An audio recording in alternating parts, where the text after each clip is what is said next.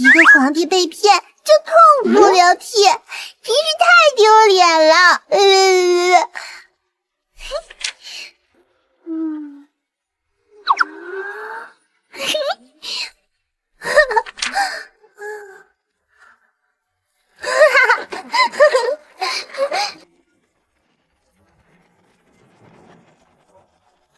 灵宝，仙君，糟了，糊了。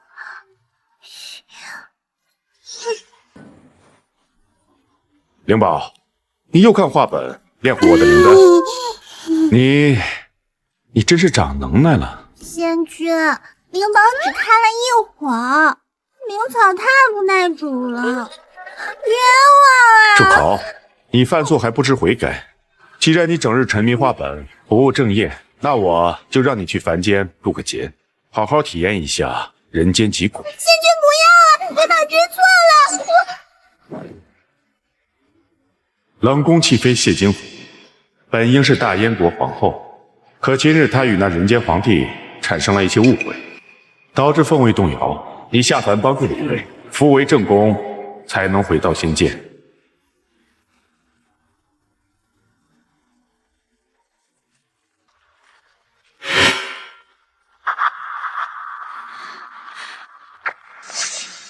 小心点，被人发现我们抬个死人就完了。你说，同样都是陛下的孩子，三公主就受尽宠爱，这孩子到死陛下都不知道他是谁，谁让他是双生子呢？宫里向来传双生子不祥，他脸上还有那么大一红印，皇后娘娘自然是要留那个容貌周正的。姐姐那是在说我吗？鬼呀！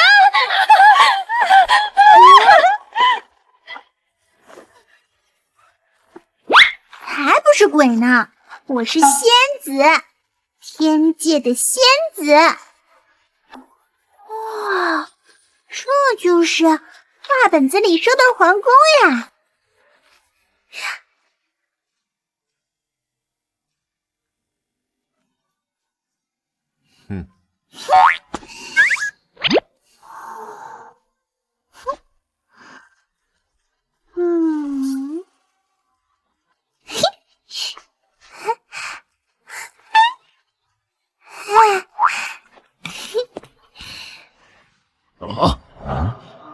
这哪来的小孩？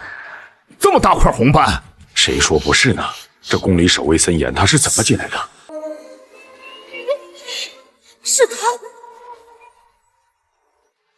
他不是死了吗？怎么跑这儿来了？放肆！这里可是金銮殿，岂是你这样的人可以来的地方？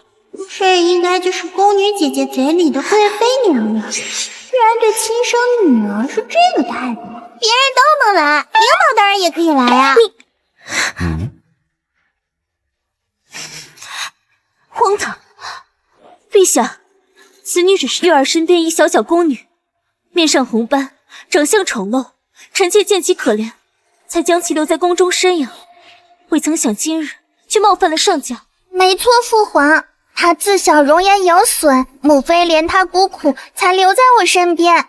没想到今日竟闯出这样的祸，是女儿管教不严，请父皇责罚。原来是这样，贵妃和三公主还真是心善，收养这么一个臭孩子。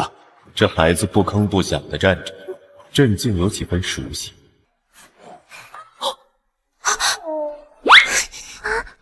朕看你年龄与月儿相仿，就不定你冒失之罪了。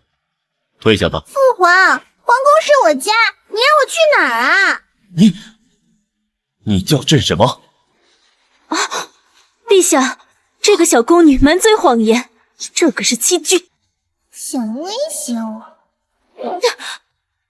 回父皇，灵宝才不是贵妃娘娘口中的丑陋公主，而是您的亲生女儿啊！与她一母同胞，双生子。你闭嘴！陛下，此女子满嘴谎话，陛下切不可听其一面之词。是啊，父皇，母妃只生了我一个女儿，她在说谎。贵妃娘娘，我知道你嫌弃我脸上有红斑，不想认我，难道就因此我连靠近亲生父亲的资格都不能有吗？我也是父皇的孩子。你住口！陛下，此人居心不良，冒认皇亲国戚，欺君可是死罪。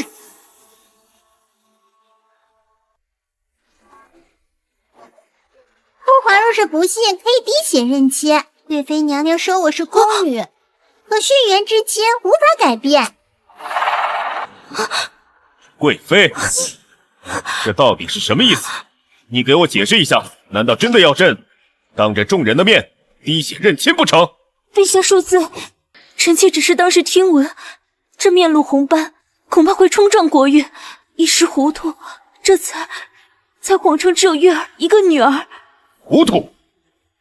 虎毒尚且不食子，你为一句无稽之言，就要如此糟践皇家血脉，你好大的胆子！你好大的胆子！陛下息怒，臣妾一定给她重新安排身份，安排婢女，好生照料。我可不敢让贵妃娘娘照料，毕竟你都快把我养死了，再给你我可就要没命了。逆女，给朕闭嘴！来，孩子，是皇家亏待了你，你可有名字？灵宝。慕容云。也好，既然你不愿跟着婉贵妃，朕后宫有众多嫔妃，你选一位过继，怎么样？哦，这就是画本子里的龙椅呀。你在看什么？龙椅。我都没靠父皇这么近，这个丑八怪凭什么？最好让他说错话。都说龙椅必须是真龙才能坐，我头一回见到，就多看两眼。哈哈，你这孩子真有意思。你刚刚说不想让贵妃养着，那父皇给你介绍一下朕的嫔妃。这位是德妃，二公主的生母。这位是淑妃，暂时没有孩子。这位是大皇子的生母，谢惊鸿。你选一位吧。父皇，我选……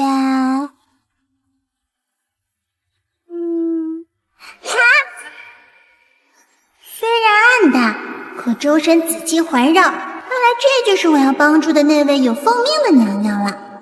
好啊，你个逆女，你竟然认一个冷宫弃妃当娘亲！贵妃娘娘慎言，父皇都没说她是弃妃。这个逆女，不错，我的确是冷宫弃妃。为什么选我？因为娘娘很不平常呀。虽然才第一次见面，可灵宝一见娘娘就心生欢喜，喜欢的不得了。惊鸿，他都选择你了，不然你答应他吧。随便你，想跟着就跟着吧。不过我丑话说在前头，跟着我，你可没有好日子过。我不怕，只要能跟着母妃，灵宝就很开心了。有点意思，嘴倒是挺甜的。好，那朕就封你为永乐公主，归惊鸿抚养，冠以国姓，向亲王同级仪仗。陛下圣明，恭喜永乐公主荣封，吾皇万岁万岁万万岁！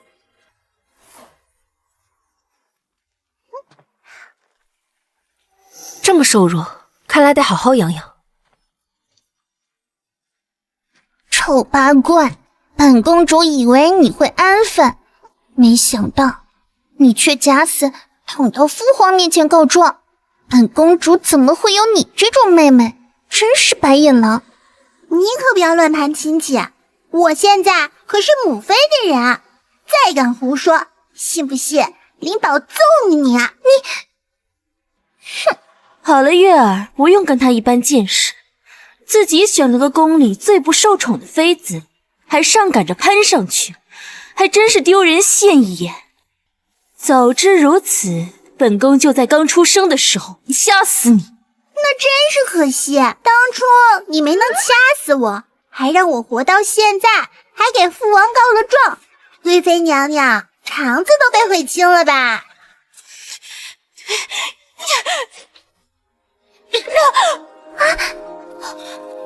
谢惊鸿，你竟然敢打我！我的女儿还轮不到你来教训，少成天像疯狗一样到处咬人。住手！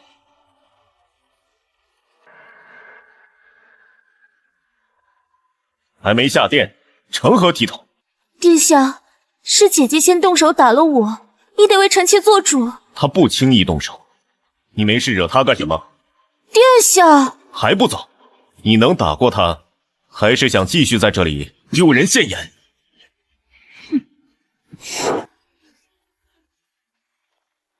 母妃，父皇真聪明，还不偏私。我们快谢谢父皇。母妃，看来母妃有些忙，灵宝谢谢父皇，就先跟母妃回去了。母妃，母妃，母妃！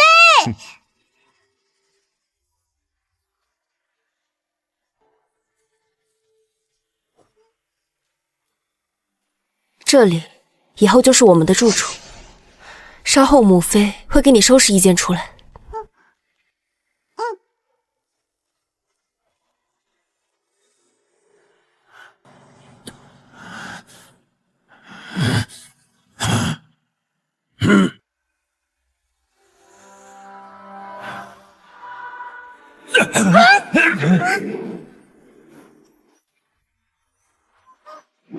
没事吧？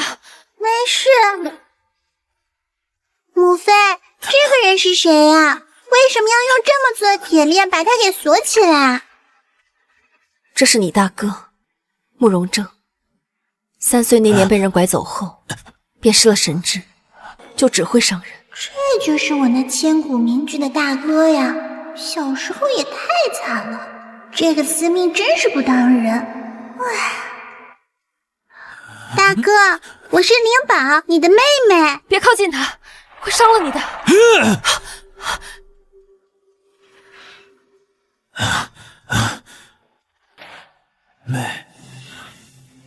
妹。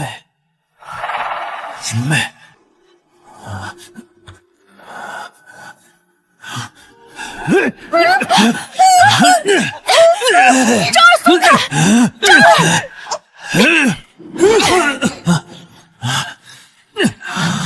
你没事吧？母妃，大哥平日服药吗？没有，他已经无药可医。这就怪了，大哥身上分明有股淡淡的草药味，难不成是有人故意下药了？你说什么？我自小对药味最敏感了，绝不会问错的。谋害皇子可是大罪。母妃，我们去找父皇撑腰。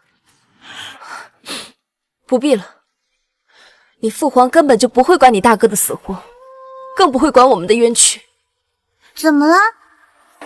我跟你大哥之所以会在冷宫，是因为你大哥被找回来的时候伤了人，你父皇嫌弃他丢人，便打了他20大鞭，还把他关了起来。是父皇下的令，怎么会呢？母妃，何必急成这个样子？你懂什么呀？那皇帝呀，早就想让那个贱人挪出冷宫。唉，他和你父皇从小一起长大，感情甚浓。要不是我当年设计那个野崽子，让他伤了那重臣之气，恐怕皇上都不愿意罚他了。可我看他们关系很不好呀，而且父皇很少去他们那里。唉，这些呀，自然都是做给外人看的。你去看他宫宴上，哪一次少得了他的位置？他要是不来呀，那皇上还专门派人去请呢。细细想来，确实如母妃所言。那他们又为何会到如今这样呢？想当年，这谢金红也算是宠冠6宫，直到……陛陛下，太子慕容征失踪10年，如今虽已寻回，却已形同野兽，不辨人伦。昨日更咬伤3位贵臣妻子，此等行径，臣请陛下即刻将其赐死，以绝后患。陛下，史书记载，此等失心疯癫之相，乃国祸之兆。若再容此孽障留存宫中，恐遭天谴，动荡国本。臣恳请陛下为江山社稷，赐其自尽，以安民心。臣等附议，请陛下严惩妖孽，以安抚民心。闭嘴！征儿是朕和惊鸿寻回的骨肉，你们竟敢让朕处死他！我看你们是不想活了。陛下，太子伤人与庶民同罪，若陛下做不到，那请陛下砍了老臣。臣附议。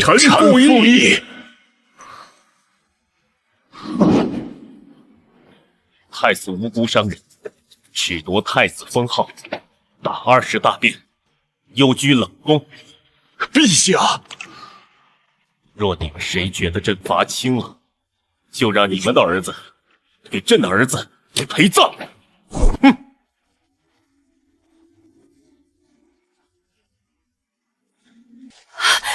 陛下，征儿会咬人，完全是因为纳兰坊故意带人激怒，臣妾求您不要惩罚他。天子犯法，与庶民同罪。慕容征咬了人，自然要付出代价。朕已经吩咐下去，打20大鞭，褫夺封号，幽居冷宫。此事不必再提了。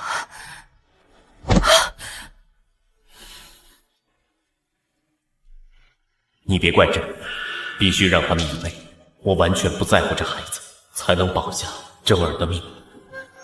后来啊，他就彻底心死了，带着他那傻儿子一起搬进了冷宫。要我说呀，也真是搞笑，真是个傻子。竟是这样，那齐飞如果知道是你动的手，他出来肯定会报复我们的。怕什么呀？这一个母亲最大的软肋就是他那个发疯的傻儿子。这谢惊鸿怕是这辈子都没有机会翻身。母妃，灵宝不知道你们之间发生了什么，可灵宝看到的父皇不是这样的，况且大哥等不起了呀。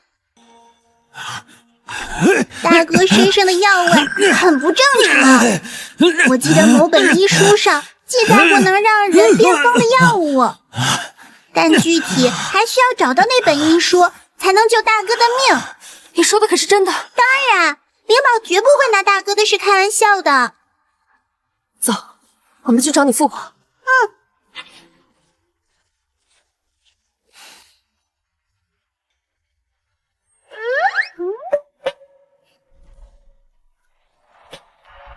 找几本医书给我，我有用。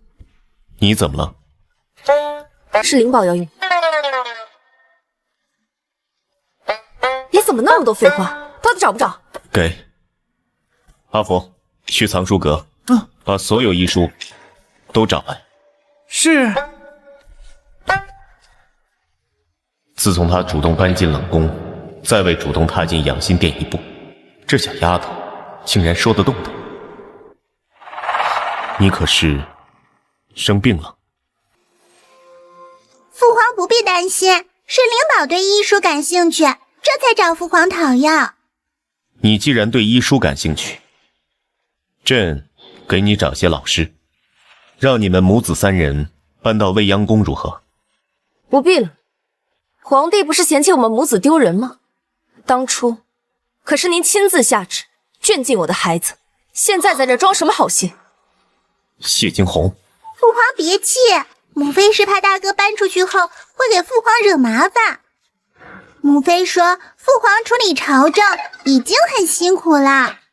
你是说你母妃如果搬出去，是怕征儿给朕惹麻烦？是，母妃说父皇日理万机，不想要父皇再因此费神。原来如此，惊鸿虽然嘴上不说，但心里还是有朕。既然你们想住冷宫，那便依你。朕稍后让人把赤金暖炉，还有紫貂披风给你们送过去，别冻着。陛下，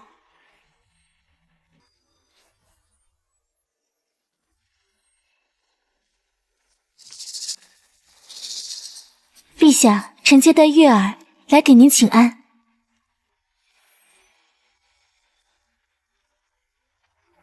儿臣参见父皇。起来吧。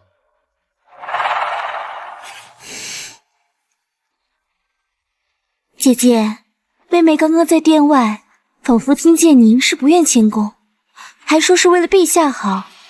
姐姐不会是因为大皇子的事情，还在跟陛下置气吧？迁宫的事情不必再提，朕已经答应他们在冷宫暂住。其实臣妾今日前来，是为了见一见灵宝，不知道他在冷宫过得是否完美。之前把他关起来不见天日，如今送出去，倒是装上好心了。姐姐，话可不能这么说，这灵宝也是臣妾10月怀胎生下来的骨肉，就像您对大皇子，那也不心疼得起吗？我的孩子，用得着你多嘴？陛下，其实臣妾只是心疼大皇子，这堂堂天皇贵胄，却终日被锁在冷宫中。陛下，您也是孩子的父亲，你们这么多年未曾见过一面，难道这心里不惦记吗？纳兰婉，你有几条命，还敢把主意打在我孩子身上？朕的确许久没有见过征儿，不如你把征儿带过来，让朕看看。陛下，恕臣妾多言，您的龙体安康更要紧，不妨多通传一些侍卫吧。朕是见自己的儿子，不是猛兽，在自己宫里见自己的儿子，何须如临大敌？陛下息怒，臣妾只是觉得这大皇子心性未稳，也不是第一回伤人了。臣妾是发自真心，替您龙体考虑，不敢有丝毫怠慢。你还有脸说？当初要不是你带人激怒了他，他怎么可能会动手？倒是你们两个，现在在这一唱一和的，又想干什么？母妃，你别说了。你说他就算了，朕要见自己的儿子，你何至于如此紧张？紧张？我若不紧张，怕是他早就被你一道圣旨，一顿狂鞭处置了，就像你当年做的那样。放肆！谢惊鸿，你还要抓住过去，冤到几时？被我说中了，心虚了。是，陛下如今坐拥整个天下，虽然觉得过去的种种都是别人的过错，但是我儿子受的苦，桩桩件件我都记得。还是说你根本就不想让我提起来，根本就不敢让你想起来自己曾经都做过什么？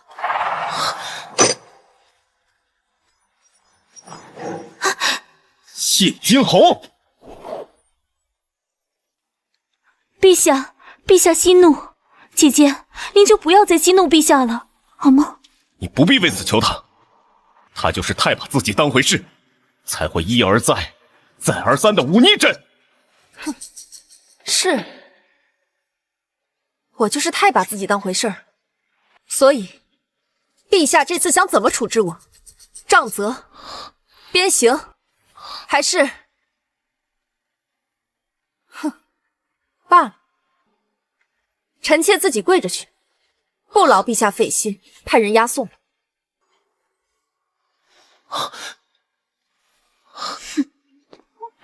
母妃，妹妹，灵宝，灵宝，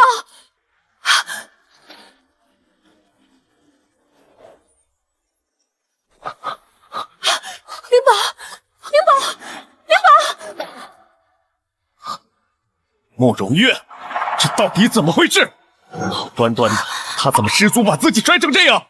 父皇，真的不是我。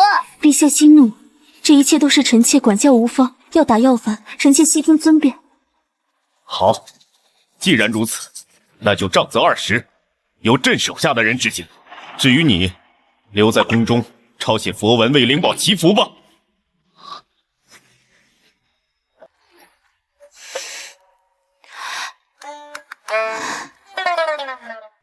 御医开的药，说喝了就来。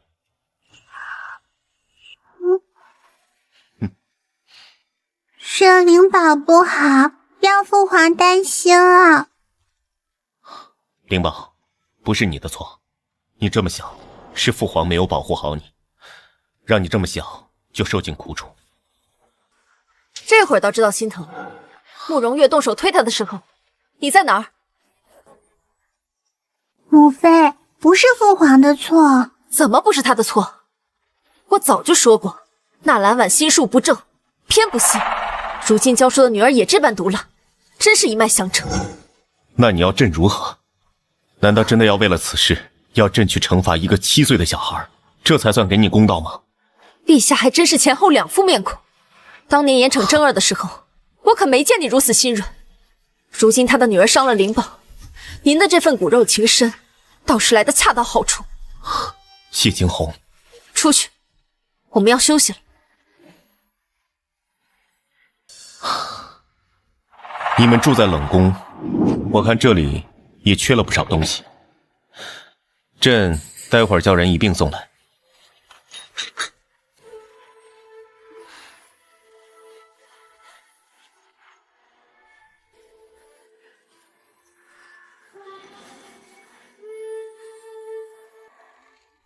你说什么？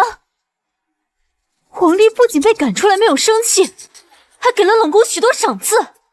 是啊，赐了不少好东西，就连娘娘您一直想要的暖手玉如意也一并送出去了，说是给永乐公主暖脚用。好啊，本宫怎么偏偏就受了这么个孽障？他这不是存心跟本宫作对吗？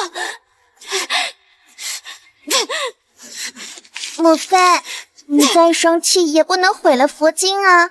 你这样岂不是还要再抄一遍？给本宫闭嘴！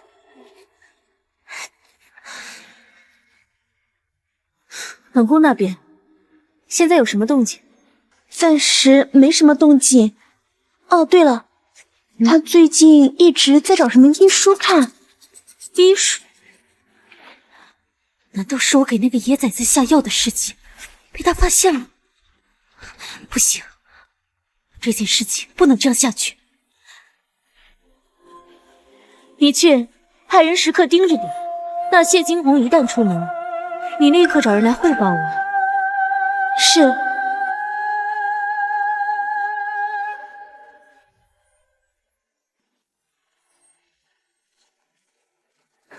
娘娘，祺妃已经离开去找医书了，现在冷宫只剩下大皇子和4公主。好啊，一会儿你找个机会，给那个野杂种换些让他发疯的药，再把那铁链子解开。本宫要让皇帝亲自判了咬死自己的亲妹妹。娘娘，谋害皇嗣可是要被砍头的，奴婢。从你给大皇子下药的那一日开始，你也就没什么回头路。这事你若办好，本宫也自此有重赏。但倘若你不愿意的话，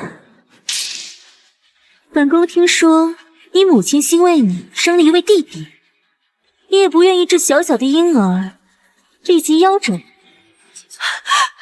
娘看，娘娘看，娘娘。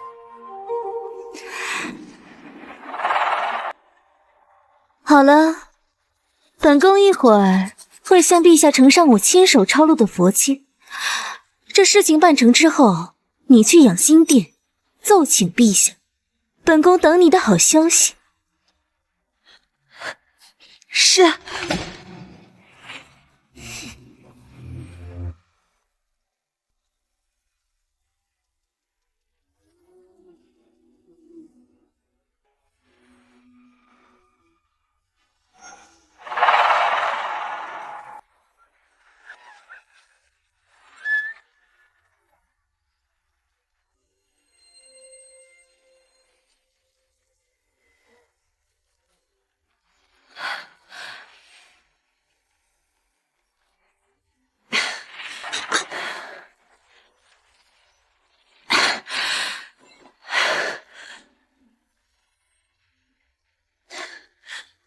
公主，不要怪奴婢，要怪就怪你的亲娘想让你死。陛下，臣妾回去已经狠狠地训斥了月儿，她已经意识到自己的错误，还闹着问我什么时候才能再见到她的父皇。有时间讨好朕，还不如学学灵宝怎么做朕上进可爱的好女儿。哼，哪里可爱了，分明是没规矩。皇帝分明就是偏心这个丑八怪。陛下，陛下不好了，大王子他发疯了。什么？奴婢今日去送饭，见屋门紧锁，里面还传来吼叫声。凑近一看，是大王子抓住了四公主，四公主现在生死不明啊！陛下，这可怎么办啊？这大皇子发起疯来，可是六亲不认的，这灵宝会不会凶多吉少啊？去冷宫。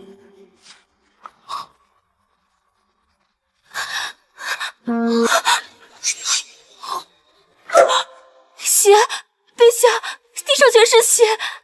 难不成大皇子真的要死了四公主？陛下，倘若真的是大皇子发了疯，他岂不是他就伤害了自己的亲妹妹？陛下，灵宝可是臣妾的孩子，你要为臣妾做主啊，陛下。这孽畜犯了人伦大忌，这要是真的，定会给你个交代。来人，把门打开！要是那孽畜伤了灵宝，朕绝不会姑息。等皇帝打开这扇门，就会亲眼看见那野崽子咬着那小贱种。我这可是一箭双雕，慕容林，你为娘争来的后尾，也不算死的冤枉。住手！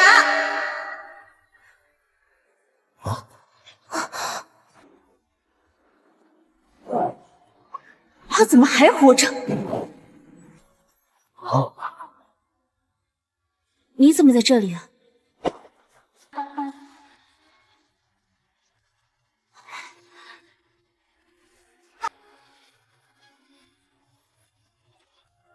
他不在这儿，那他该在哪儿啊？母妃，不可能！你要是在这儿，那屋里的人是谁？这地上的血又是谁的？这血是谁的？打开门看看不就知道了。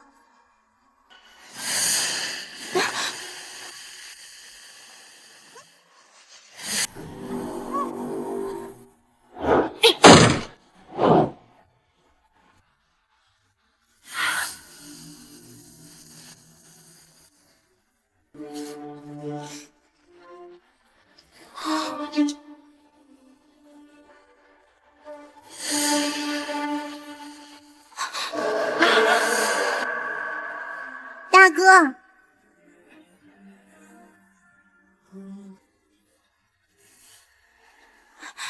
怎么会这样？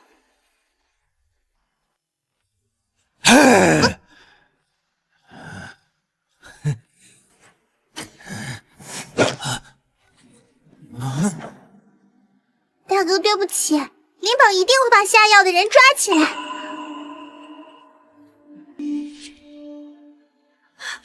陛下，这不关奴婢的事，奴婢真的看见大皇子咬四公主，门口不是还有血吗？谁告诉你那是血？那分明是我打翻的朱砂水，用来安神的。朱砂？这不可能！还有，我倒想问问你，你究竟是哪只眼睛看见正儿挣脱绳子，又是哪只眼睛看见他咬了灵宝？还是说，有人必须让你看见？奴婢，你再不说实话，父皇一定会让人砍了你的脑袋。我说，奴婢什么都说，这跟奴婢没有关系。放肆！本宫念你家中贫苦，屡次对你施以援手，没想到你竟然敢诅咒本宫的女儿，真是好大的胆子！贵妃，朕还没说话呢，你显得倒是比朕还着急。陛下，臣妾只是看他咒灵宝太过心急才会于此。这灵宝好歹也是臣妾的亲生骨肉，陛下。你若真当灵宝是你的亲生孩子，你此刻就应该撬开他的嘴，弄清楚幕后主使到底是谁。而不是屡次阻挠他说出真相？还是说你不敢让他说出真相？那你自己说，到底是谁指使你的？是奴婢的错，是奴婢看花了眼，奴婢该死。果然与贵妃脱不了干系，这宫女是不敢再开口。好，那朕就成全你。来人，把这个欺君的宫女拖出去杖毙。娘，至于你贵妃，殿前失仪，罚抄女德女戒30遍。陛下，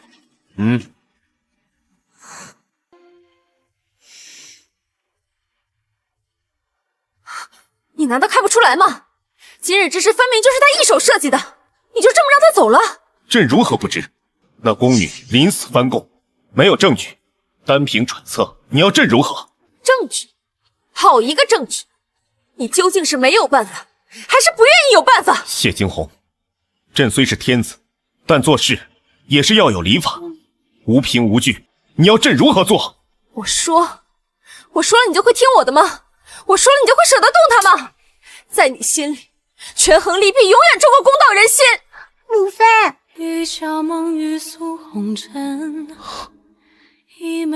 门在那儿，出去！滚！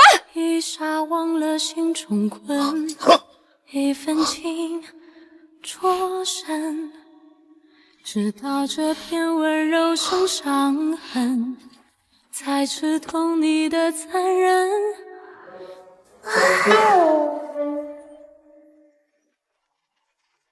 父皇，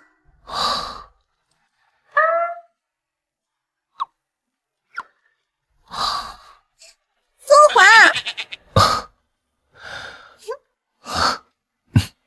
父皇，你在看什么？灵宝喊你都没有听到。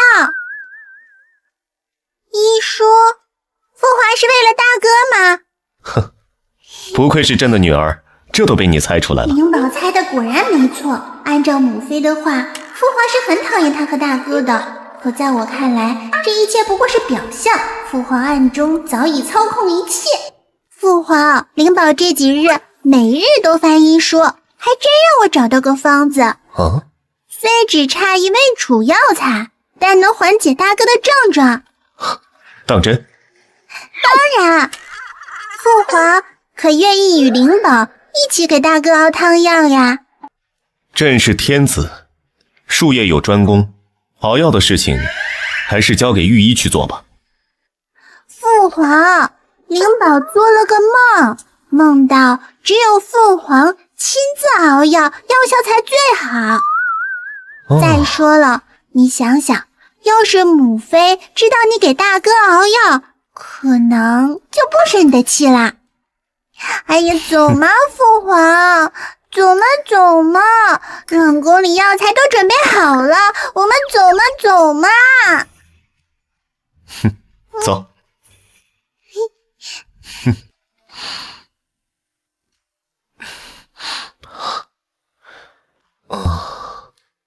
父皇，柴要架空些，中间留出空隙，火才燃得旺。朕明白了。你先试着生火，我去把药材拿进来。去吧。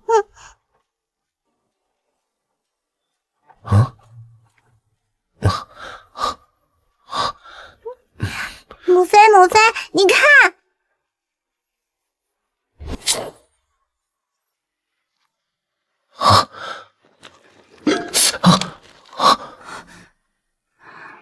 我昨日见你们吵得那么凶，还以为父皇生气了，结果今天我刚去找父皇，他在偷偷翻医书，想治好大哥。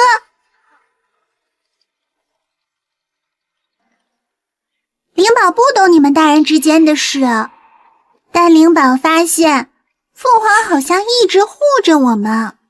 上次我被吓到，也是父皇第一个冲过来的。他其实很在乎我们的，对不对？在乎。他若真的在乎，你不懂，他不过是一时兴起，觉得对我们亏欠罢了。可母妃，你看，父皇现在的样子真的好认真哦。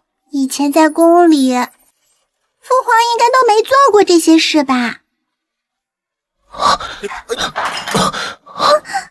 这个娃打得可太好了！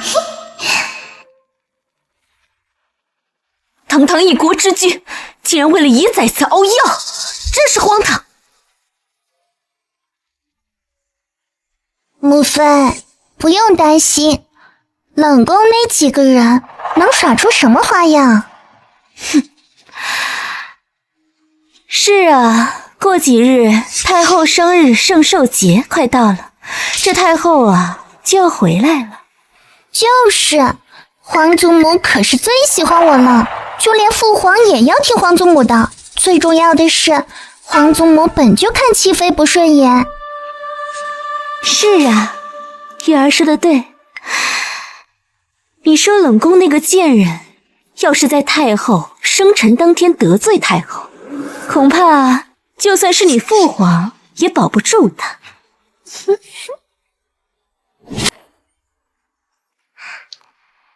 母妃，您吃这个？你怎么看起来心神不宁的呀？明日就是太后圣寿了，母妃还没想好要送什么礼物呢。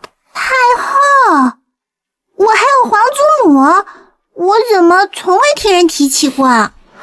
太后为大燕国祈福走半年了，圣寿当天回来，只是这太后一向重规矩的很，又不喜欢我，恐怕这次要连累你跟着遭殃了。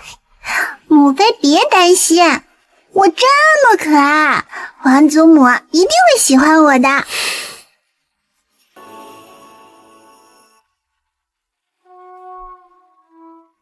拜见皇上、太后娘娘。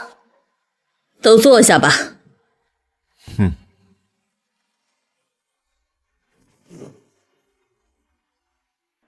皇祖母一路舟车劳顿，孙女心中实在惦念。如今看您气色如此好，孙女也就放心了。三公主不必担心，太后凤体天佑，不会有事的。太后娘娘，月儿就是惦记太后娘娘。前些日子在佛堂跪了一整夜，臣妾怎么劝都劝不住，非要为您祝祷。月儿这孩子孝心可嘉，可也要顾着自己的身子啊。为皇祖母祈福是孙女心甘情愿的，只要皇祖母安康，孙女怎样都是欢喜的。好好好，果然是哀家的好孙女儿啊！来人，赏！孙女慕容玲，恭祝皇祖母万寿无疆，长乐无极。姓慕容，还是哀家的孙女儿，这是谁家的孩子？哀家怎的从未见过？回母后，是朕的女儿月儿，异母同胞的双生子公主，之前被贵妃藏了起来，现在养在惊鸿手下。皇祖母，灵宝这些年未能侍奉左右，是灵宝之过，恳请皇祖母恕罪。原是如此，退下吧，哀家知晓了。是。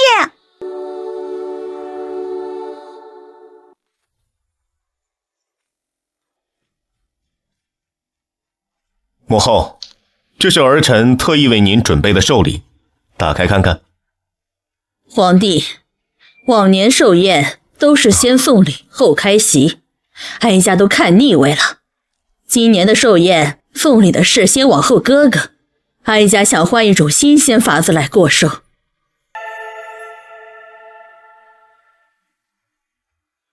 这颗夜明珠是边塞国进贡的国宝，夜间的光能照亮整间屋子。今日哀家就借花献佛，讨个好彩头，把它送给你们当中的一位。这夜明珠里是大哥最需要的药引子，有了它，大哥就能恢复正常了。难得母后割爱，那就看他们谁能讨母后欢心。当年母后一舞惊天下，风采无人能及，不如让他们献舞看看。好，好，好，还是我儿懂我。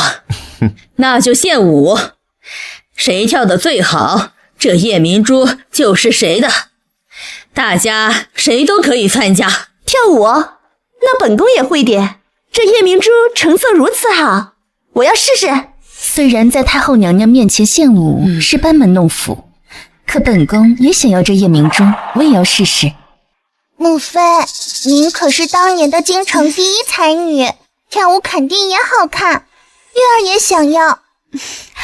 既然月儿这么想要的话，那母妃就勉强试一试吧。淑妃笨，德妃蠢，赢他们还是很轻易的。母妃，我们也抢夜明珠。那个夜明珠，你也想要？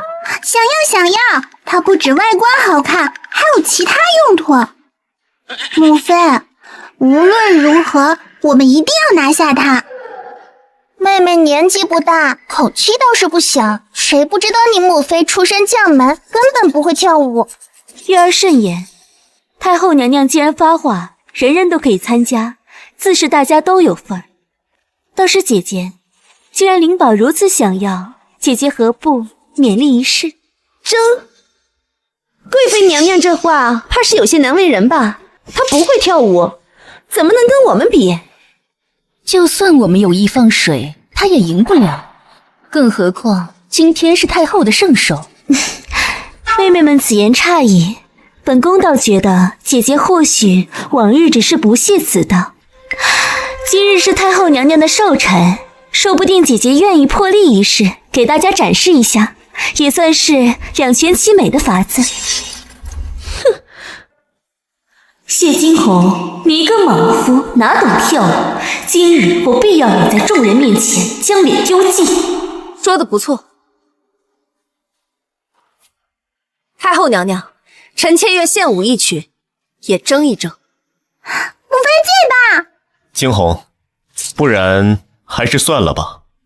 你从未学过舞，你如果实在喜欢夜明珠，等宴会结束，朕再送你一个。陛下，东西自然是自己赚来的才有意思。姐姐你说呢？来晚的话对不对？是，我只要赢来的。好啊，既然姐姐这么爽快的话，那我们姐妹就各凭本事了吧。好了，都少说两句，哀家还等着看献舞呢。你们速速下去准备。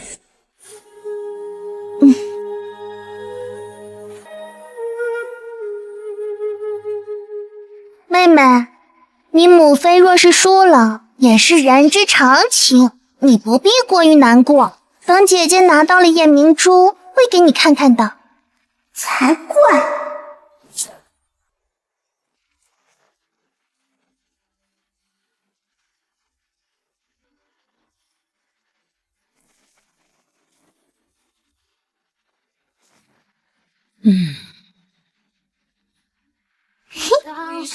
从几段过往，将世界都流放，可曾填写荒唐，才记得你的模样。你是说谁提笔直两行，欢迎你安康，面上的这沧桑，你还在我的心上。天若惊鸿，宛若游龙，皇帝认为如何？母妃说的没错，的确美轮美奂。妹妹，你可听清楚了，我母妃的舞可是入了皇祖母和父皇的眼的，接下来就看你母妃了。本宫今日倒是手生了，看来这夜明珠是贵妃的了。贵妃娘娘舞技天下一绝，输给她我们也不丢人。姐姐们过谦了，这位到最后鹿死谁手还未曾得知呢。只是这献舞时间都到了，不知为何姐姐却迟迟不见踪影。莫不是临阵脱逃了吧？要不然就直接将夜明珠赐给贵妃得了。德妃，谢家满门忠烈，世代簪缨，临阵脱逃这4个字，岂能放在谢家儿女身上？若再口无遮拦，休怪朕惩罚你。陛下说的是，诸位妹妹，就再耐心多等一等，姐姐或许只是多准备了一会儿罢了。都这么久了，母妃怎么还不出现？皇帝，那谢惊鸿迟迟不归，不如直接宣布结果。母后，今日是哀家寿宴，难不成还要哀家等他？贵妃之舞确实出众，谢惊鸿既然主动放弃，那便……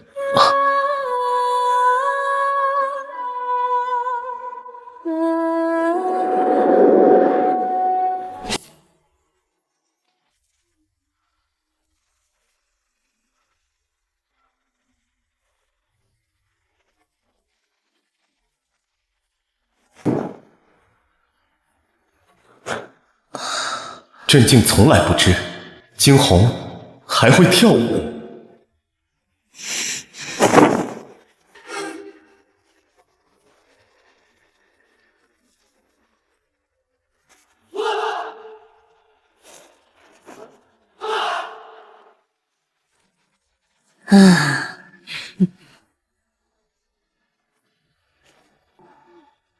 臣妾以此舞恭贺太后娘娘圣寿，愿太后娘娘凤体康健，千岁无忧。好，哀家竟不知你还有如此本事。这舞哀家从未见过，刚柔并济，实在是妙啊！好，好，好。回太后娘娘，臣妾年少时，父亲就教导臣妾，许多东西都可以不用，但不能不会。母后，此舞独树一帜。这夜明珠，赏。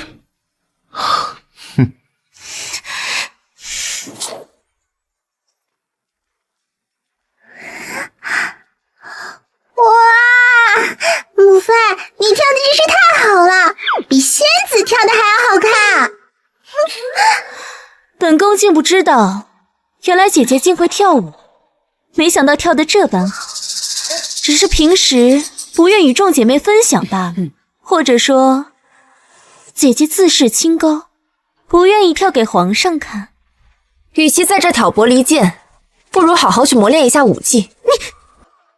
哇，母妃，这个真的太好看了，灵宝真是太喜欢了。放在房间里都不用点蜡烛啦。母妃，我也想要。有什么要？没有。谢惊鸿，今日之辱，本宫记下，咱们走着瞧。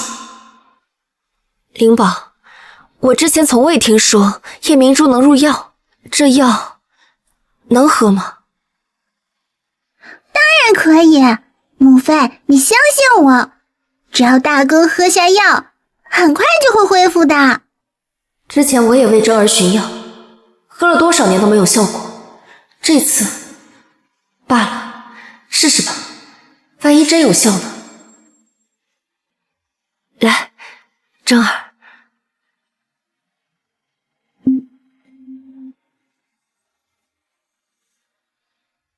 好了，我们先走吧，让大哥好好睡一觉。母妃，我们不走，大哥马上就要醒来了，灵宝要第一个看到大哥清醒的样子。这孩子还真以为真儿会醒，可惜不过是又一次失望罢了。灵宝乖，我们先出去吧，等大哥休息好了，我们再过来找他，好不好？娘，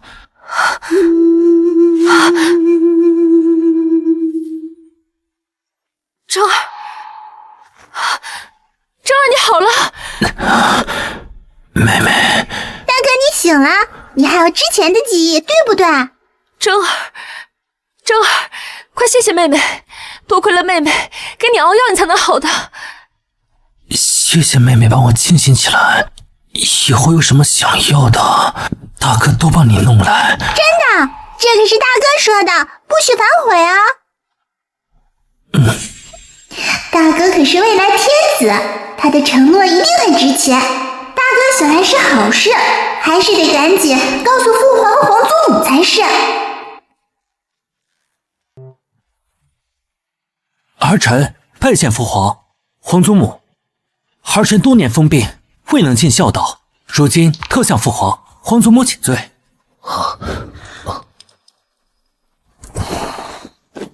你懂规矩。回禀皇祖母，这些年的记忆还在，之前见有人行过大礼，心中有些印象。这些年你与你母妃久居冷宫，如今你既清醒，心中可怪皇帝？孙儿不怪，父皇先是天下人的君主，然后才是这儿的父亲，社稷之重远大于父子私情。当年孙儿形同野兽，父皇将孙儿与母妃安置于此，也是一种保全。你倒是拎得清的。来，谢妃自己向来视宫规如无物，没想到竟然教导出你这么进退得宜的好孩子。母后，哀家说错了吗？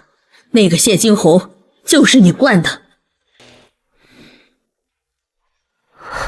母后，先不说其他的，朕要你旨，快！大皇子仁孝聪慧，堪为社稷之本，即日起立为皇太子。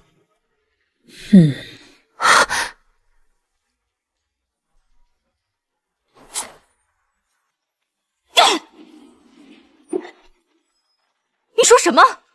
那个野崽子竟然好了，连皇上都要册封他为太子。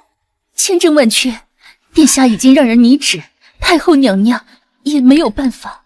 母妃，这要是真的，那对母女岂不是要爬到我们头上了？到时候我们岂不是要在他们手下讨生活？我不要！你慌什么？一个野崽子竟然想做太子，他也配？本宫必不会让这道册封圣旨传出去的。现在连皇祖母都没意见，我们能怎么办？这凡是人啊，就必定会犯错。你出去仔细打听打听，我们这位大皇子每日都见什么人，做了些什么事？娘娘，大皇子每日必先去永寿宫给太后请安，路程和时间都很固定。每日都要去给太后请安，那这位大皇子还真是性情冷静。派人仔细盯着点，我就不信他没有这行差踏错地。是。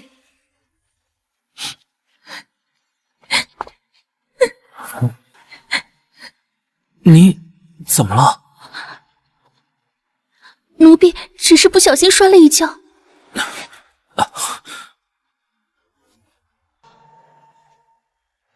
这是止疼消肿的膏药，此处无人，你先用着。多谢殿下。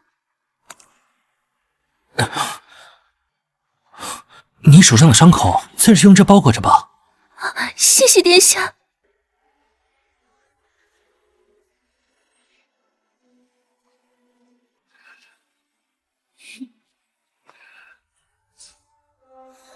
你亲眼所见，帕子和膏药是他亲手递上的？奴婢亲眼所见，那帕子是他亲自掏出来的，还是贴身放着的。还真是个蠢货，本宫还没亲自动手，他就自己递上刀了。你去找个人把那丫头找来，告诉他，他要是愿意反咬那个野崽子一口，那是皆大欢喜；他要是不愿意的话，就让人弄死了，丢在御花园。本宫啊，自会带着皇上和太后亲眼撞见。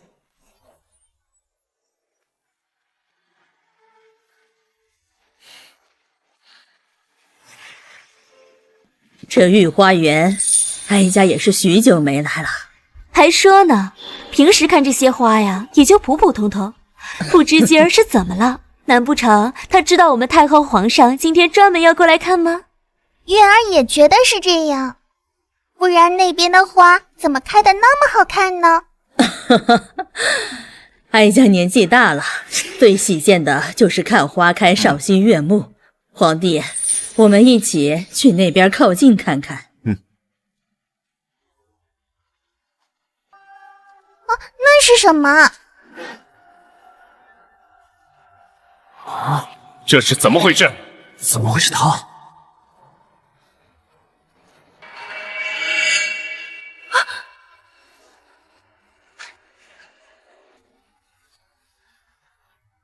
陛下，他的手工纱没了，这分明是被人羞辱后害死的呀！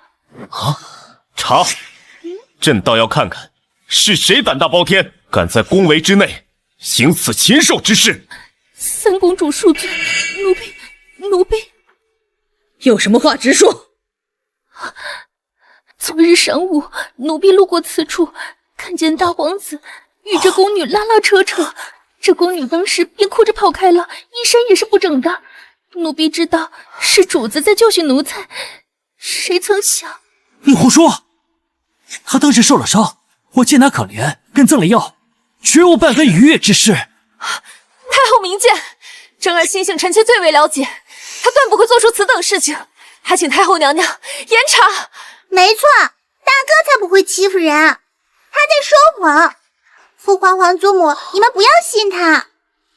啊，你们看，那是什么？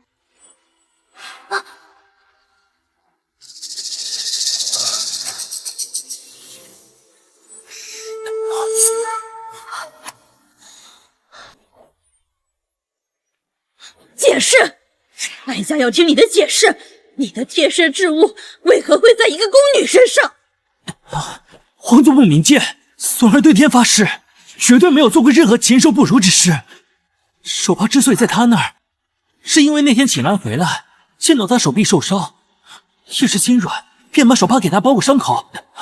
一个皇子的贴身手帕有多重要，想必不言而喻吧。大皇子，你就这么轻易的因为他受伤便将手帕交了出去？你觉得说这种话会有人愿意相信吗？太后娘娘，这大皇子不过13、14岁的年纪，便做出如此秽乱宫会之事，如今还闹出了人命。太后娘娘，您可千万不能就此放过。贵妃，事情还未查明，不可妄议。那贵妃说的又有何错？堂堂一个皇子，他的贴身手帕居然送给一个身份低微的宫女，你还觉得正常？本以为你终于清醒了，哀家还暗自欣慰，没成想你变本加厉，完全不懂礼义廉耻，你真是太让哀家失望了。真的不是孙儿，皇祖母，孙儿真的只是出于好心。太后娘娘，此事实属巧合，御花园来往人不少，众目睽睽之下，又怎会有人选择在此私会呢？没错，皇祖母。况且闹出人命，也没人来处理事情，放在这里，好像就在等我们看，这很不正常。你这话是什么意思？难不成还是我特意引你们前来吗？明明是本宫派皇太后刚刚回宫，烦闷无聊，便特地请旨带她出来散散心，透透气。太后娘娘，臣妾也没想到会碰见这种事情。不怪你。贱人！本宫不过是想让你冤枉一下慕容峥，就说他强迫你，你百般不愿意，难道你活腻了吗？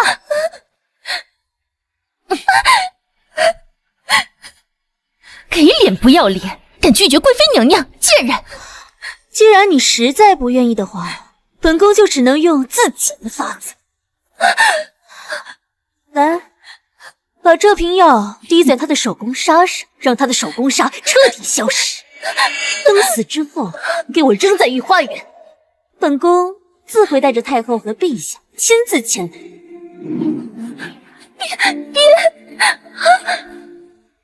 这一招效果真是不错。现在这贱婢死了，谁又知道是本宫动的手？这拉扯不清、闹出人命的罪名，也在此被定了。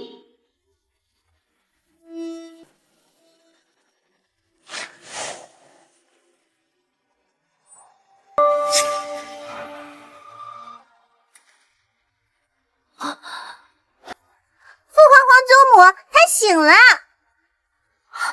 什么？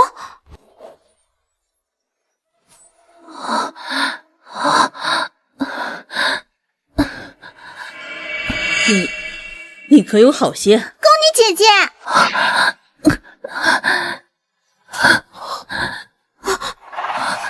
怎么了？你可是有话要对贵妃说。贵妃，你靠近些。不要说出来，不要说出来。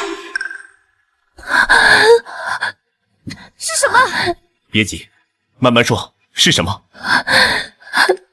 宫女姐姐，快传御医！这是大皇子啊，你可认识他？你是想指认他，然后让父皇处决他吗？太后娘娘，你看他情绪多激动啊，肯定是大皇子。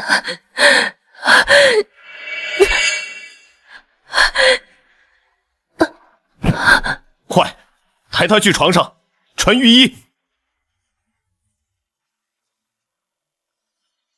快说，躺在床上的宫女怎么样？急火攻心，并无大碍。那他可曾能开口指证，指认罪犯？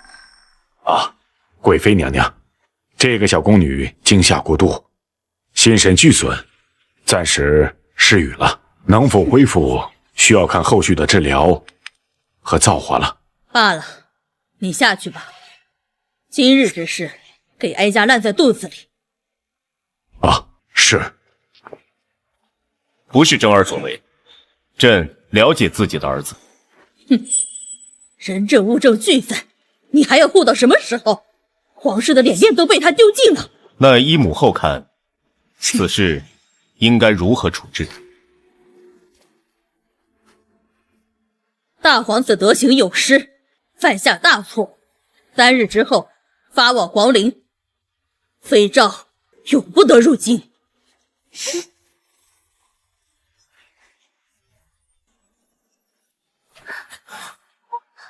皇祖母，孙儿没有，孙儿冤枉，还请皇祖母明鉴。皇祖母，宫女姐姐不久就醒了，请您再等等。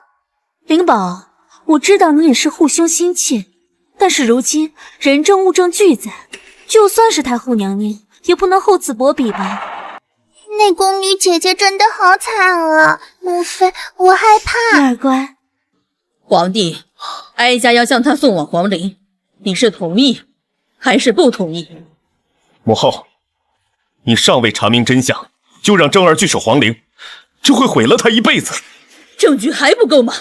他贴身的手帕都在那儿，若不处置，你将皇室颜面归至何处？若是只为求皇室颜面，罔顾事实就把人送走，这不是天大的笑话！放肆！皇帝，你敢如此跟哀家讲话？还请太后娘娘您息怒呢。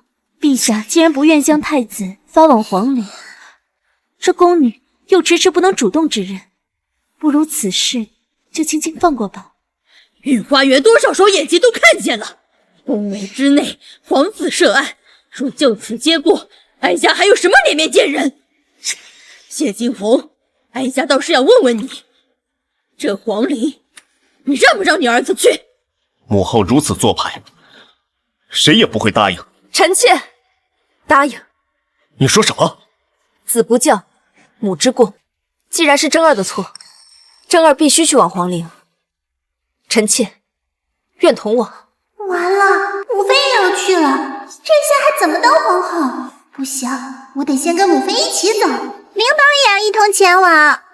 成了，谢金红，带着你的痴儿傻女去皇陵那个活死人墓里了此残生，从此再无人能碍本宫的眼。等等，你醒了。宫女姐姐，大皇子没有害死奴婢，害死奴婢的人是他。啊！你这是什么意思？什么叫做贵妃害你？打死奴婢的人就是他。你简直是一派胡言！陛下，这个贱婢重伤初愈，神志未清，你可千万不能信他的。继续说。那日，大皇子给了我的药膏，贵妃娘娘就把我给叫过去，说让我拍咬大皇子，欺辱我。我拒绝了，贵妃娘娘却往我身上洒药水，她想要毁了我的手工纱。啊！后面贵妃娘娘还让人要把我掐晕。你简直是胡说八道！太后娘娘，你要相信臣妾。皇祖母、父皇，这其中肯定有误会。母妃她是最善良的，怎么可能做出这种事？陛下，太后娘娘，请您相信臣妾，臣妾真的没有做过。想知道谁在说谎？这还不简单。宫女姐姐说她的手工纱是药物导致消失的。灵宝之前在医书上恰好看过这个解药。你胡说八道！灵宝不过是说了句看过解药，你这么激动做什么？父皇，只需要当归益母草和茯苓熬煮就行了。来人，去熬药。陛下，不可！这个世界上怎么会有什么药可以摧毁掉手工纱？他血口喷人，是不是血口喷人？等喝下药不就知道了。手工纱若是不显露，此事就与贵妃娘娘无关，自然会还你公道。你急什么？妹妹，母妃只是先解释清楚，两难断案还需要请人辩驳呢。难道在这里都不允许人说话吗？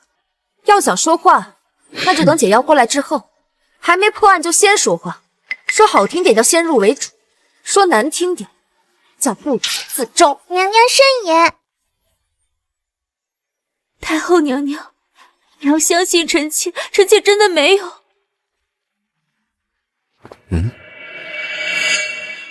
父皇，御医把药端过来了。你可愿意服用？太子殿下是好人，都是谢妃娘娘教出来的，永乐公主自然也不会差，奴婢愿意相信。好，来。陛下，陛下不可！这孩子自小在臣妾身边，臣妾最是了解他，他根本就不通什么医术，不知道是在哪里找了一张胡说八道的药方，这可万万不能相信。我既然说了，就敢对自己的话负责。皇祖母，灵宝可以先喝一口。不必了，直接让他喝。哀家倒是要看看，这世上是不是真有一种药，能让手工纱再显露。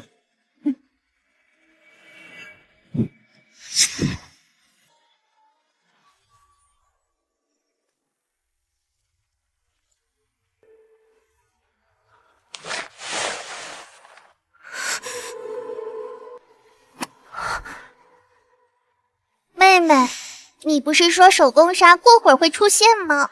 怎么都这么久了还没出现呀？什么药喝了能立即见效？稍等片刻便是。那就等片刻，我看你耍什么花招。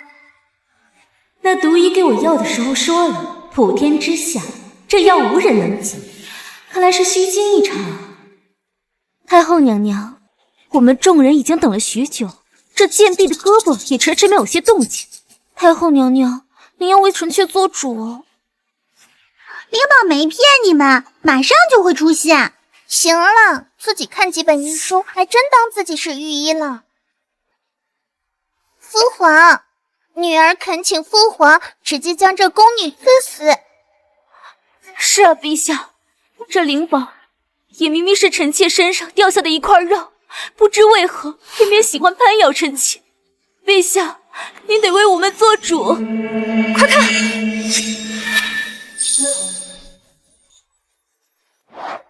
快看！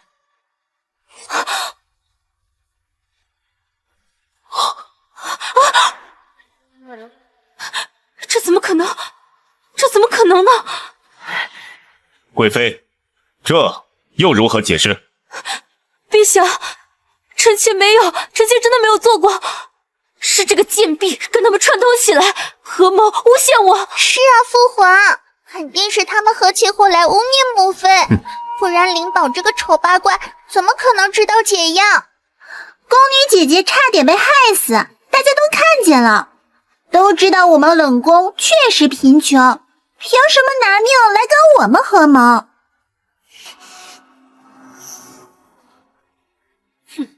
说的不错，这你如何解释？我知道了，定是这个贱婢与那慕容征私相授受，暗度陈仓，所以他们两个才火起火来陷害我的。你撒谎，明明就是你害的我，你凭什么要攀咬大皇子？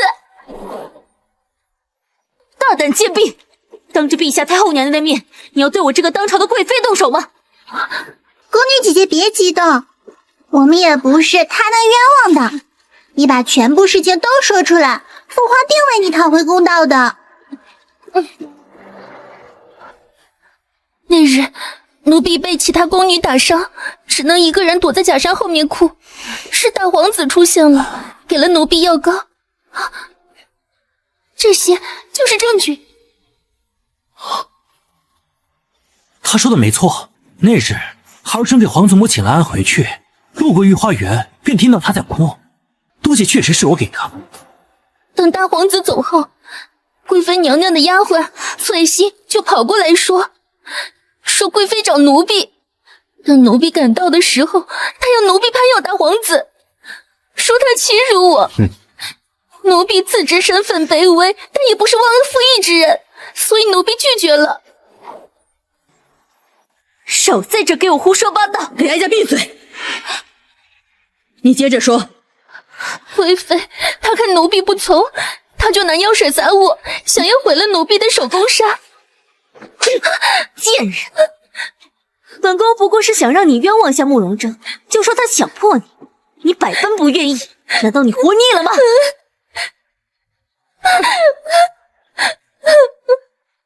给脸不要脸，敢拒绝贵妃娘娘，贱人！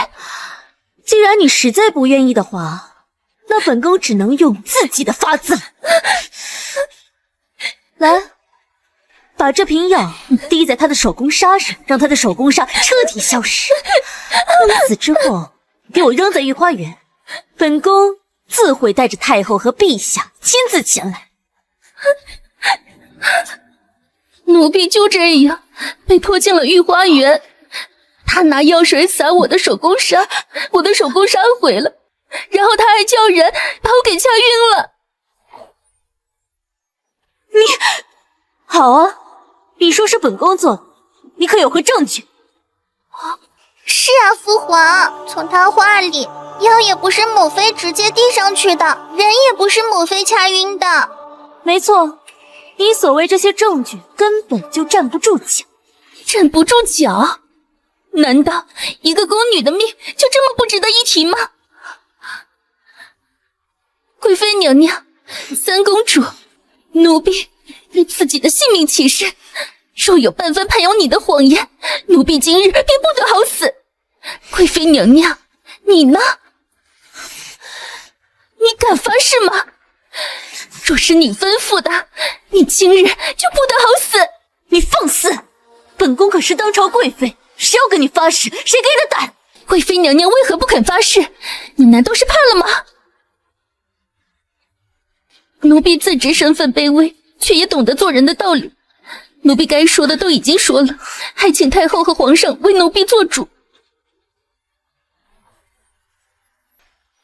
是言而已，最是无语。够了，纳兰婉，你真当哀家老眼昏花了吗？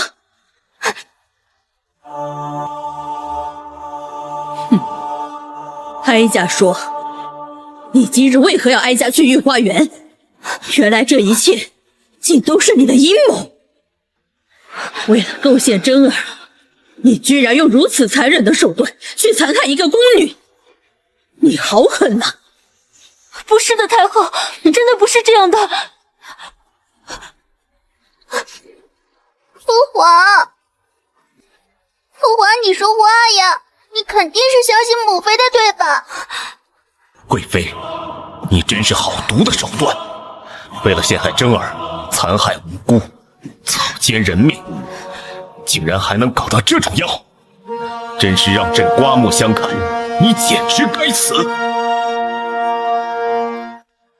陛下，陛下，我真的不是有意的，陛下你要相信我，陛下，陛下。太后娘娘，太后娘娘！纳兰婉，你身居高位，却不仁德，反以毒计，残害无辜，其心可诛。今日起，废为庶人，流放3000。宫中仆从者，凡参与此事，一律杖赏。纳兰一族教女无方，革职查办。陛下，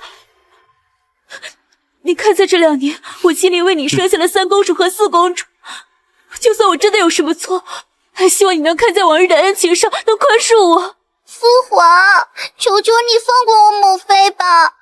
这就一个宫女，难道她的死活比母妃还要重要吗？慕容月，朕本不想罚你，可是如今看来，你耳濡目染，是非不分。即日起，禁足皇室宗庙10年，妃诏不得出。陛下，3公主是无辜的，这一切都是臣妾的错，就怪臣妾吧。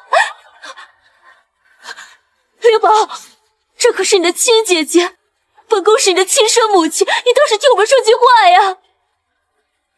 你莫要再提你是灵宝的亲生母亲，她跟了你5年，这5年间你把她关起来不见天日，要不是灵宝自己聪明，怕是已经早就没命了。如今你还有什么脸面让她替你求情？你懂什么？这可是我10月怀胎生下来的，就算是打断骨头，那也还连着筋呢。这种东西是一辈子都改不了的。母妃，当年是对不起你，但是她是你的亲姐姐。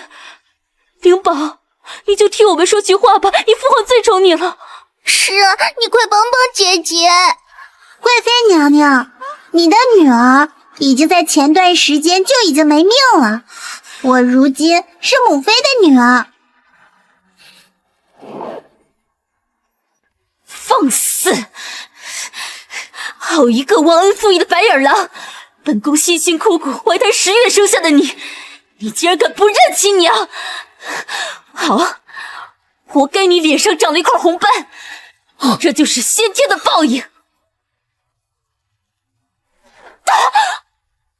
母后，月儿，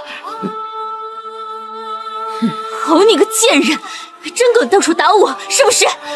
等着，我跟你没完！够了，皇家颜面都被你给丢尽了，把他给我拖出去！不要啊！臣妾知错了，陛下，大公主，算你知错了。不要！这个宫女，哀家有话说。皇帝，可介意？但凭母后做主。宫女小爱接旨。奴婢接旨。你贞烈可嘉，哀家做主，赐你黄金1000两，良田100亩，准你出宫荣养。此事就此结果，你可愿意？奴婢愿意。奴婢祝太后千岁千岁千千岁。今日之事，是我慕容征差点让姑娘丢了性命。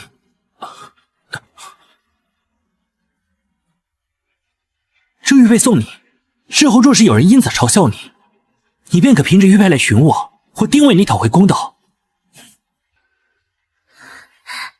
多谢殿下。宫女姐姐等等，这属于无妄之灾，本仙子已替你消除这段濒死的记忆，从此你会安稳一生。去吧。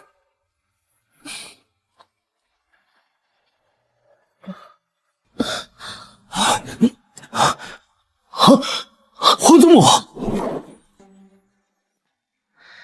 是哀家错怪你了。哀家老眼昏花，差点送你去皇陵，你可怪哀家。皇祖母已还孙儿清白，孙儿心中绝无半点怨怼。你这孩子真是诚恳啊！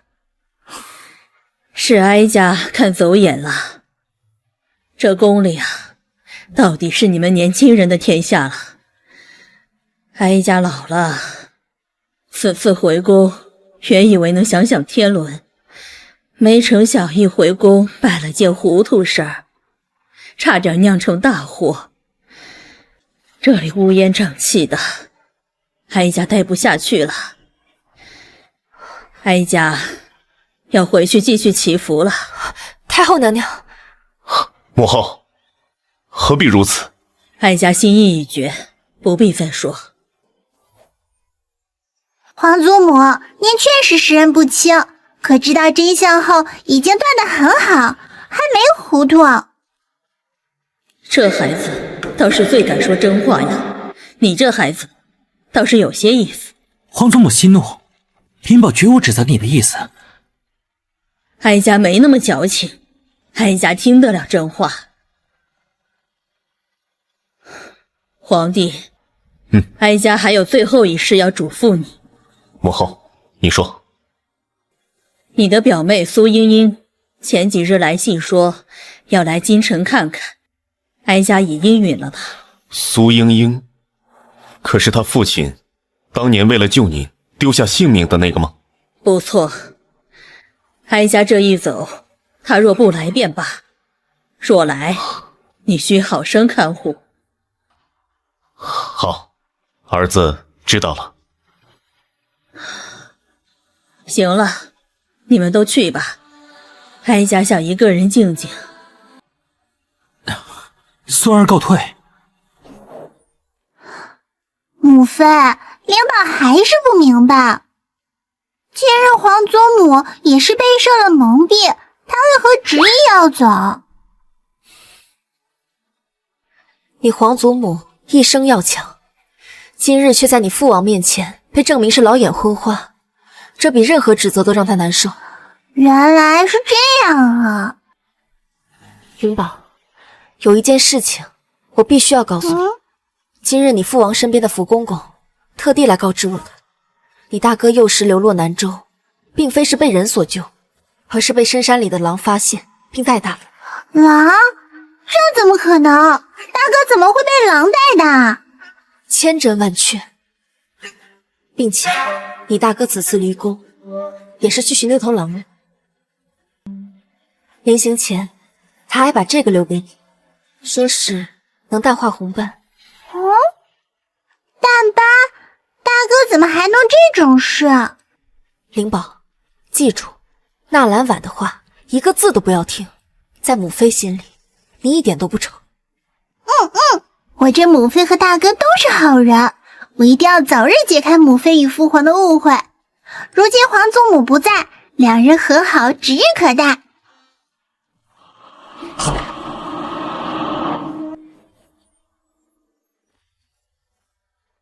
你就是逼走姑母的冷宫弃妃谢惊鸿。你是？我是皇帝的亲表妹，太后姑母救命恩人的女儿，蒙恩亲封的郡主苏茵茵。母妃，是皇祖母捎而来的表姑。哼，少来和我攀亲戚，我跟你们可没有什么关系，叫我郡主便好。郡主今日寻我，是有何事？自然是有事。本郡主今日来可不是小住，皇帝表哥与太后姑母已达成共识，要本郡主进宫嫁给表哥做皇后。这不可能！怎么不可能？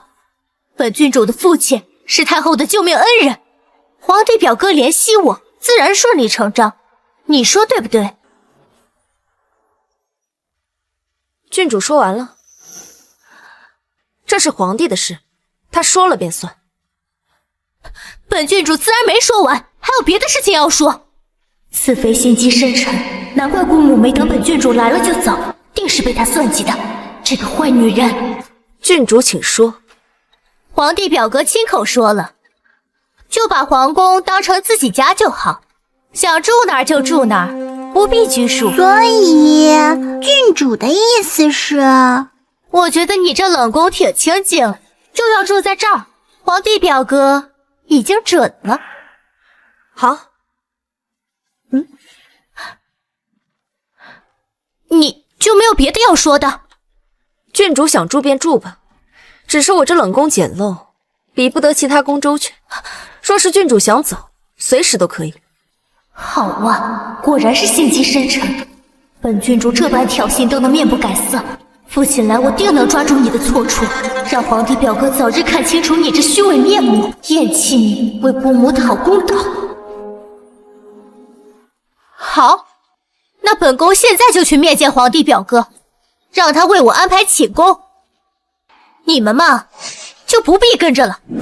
哼！母妃，你别信他，做皇后的话，肯定是他说来气你。就算是他真要立后，也是应该的。别说是一个皇后，就算是要把这满宫都填满，我都不会介意。母妃这话有点酸呢，看来母妃对父皇也不是全然无情的嘛。这苏茵茵的出现也不是坏事。母妃，不如我们去找父皇吧。前些日子借的医书我全都看完了，而且灵宝已经有好几日没见父皇了，有点想他了。你自己去便可。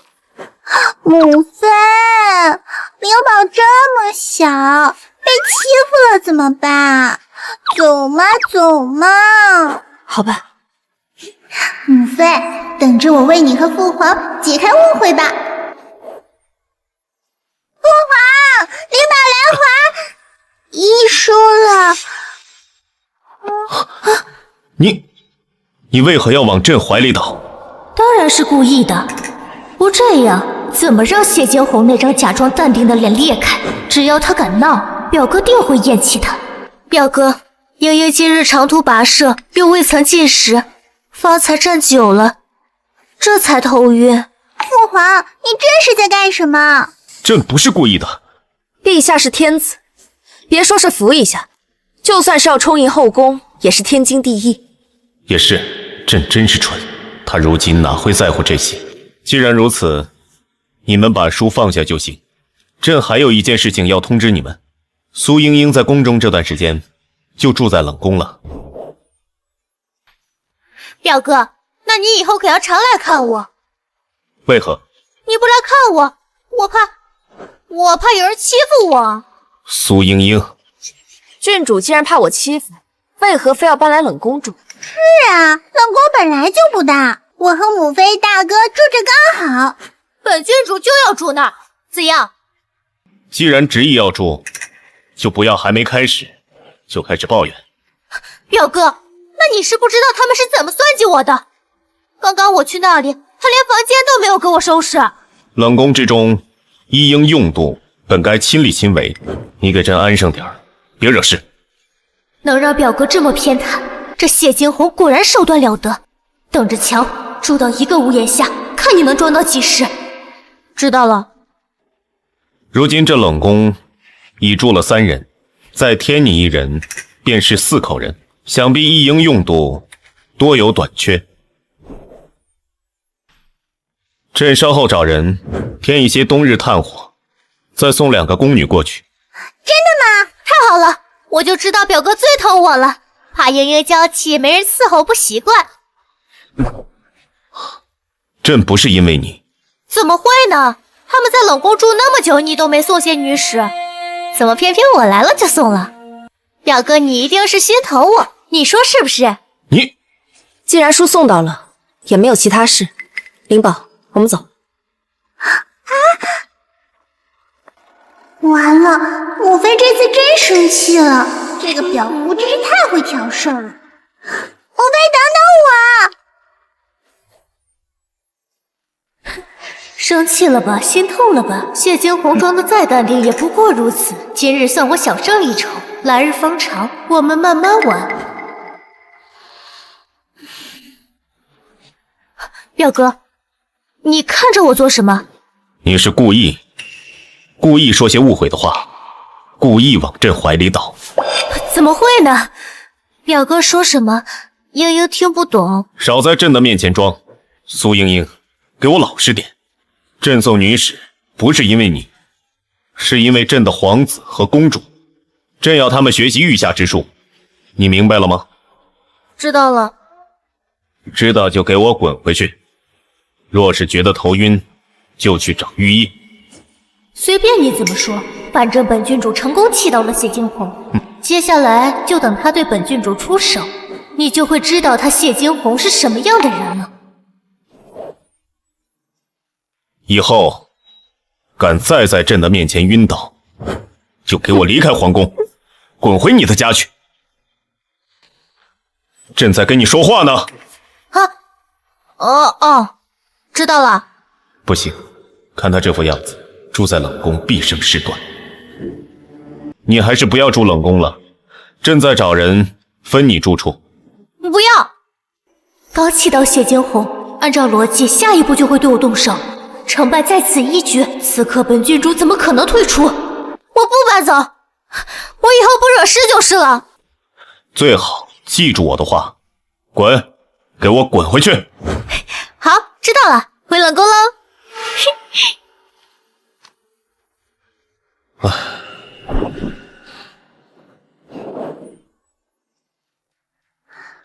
郡主的房间在隔壁西厢，不在这里。你为何一直待在这里？普天之下，莫非黄土。这整个皇宫都是我表哥的，本郡主想在哪儿就在哪儿。你一个小娃娃，管那么多干嘛？你若是来炫耀你跟慕容林关系的，那你来凑地方，出去。哼，好啊你，我就知道你不是什么省油的灯，连表哥安排的客人都敢往外赶。这个郡主最能挑事，不能让她和母妃正面起冲突。郡主，母妃只是随口说说。你刚说饿了，我让人给你上些吃食。下人做的我可不吃，我要吃你母妃谢惊鸿亲手做的。你做梦！你好，皇帝表哥亲口说了，让你好好伺候。你敢抗旨？不是要吃饭吗？你等着。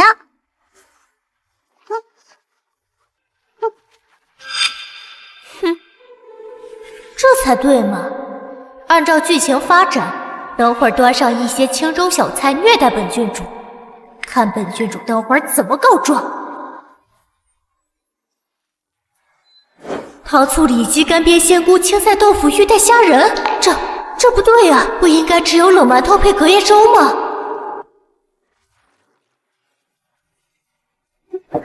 母妃说了，郡主远道而来，怎么能没有好酒助兴呢？这是7年前的梅花酿，请郡主尝尝。本郡主知道了，这女人把毒下到酒里了，要杀我。这酒杯太脏了，本郡主要去洗一下。不必麻烦。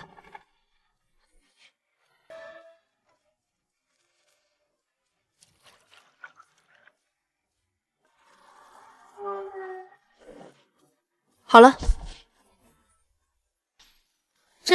这杯子的花纹克我，本郡主不喜欢，本郡主要换一个。这有好多花式，你想要哪个？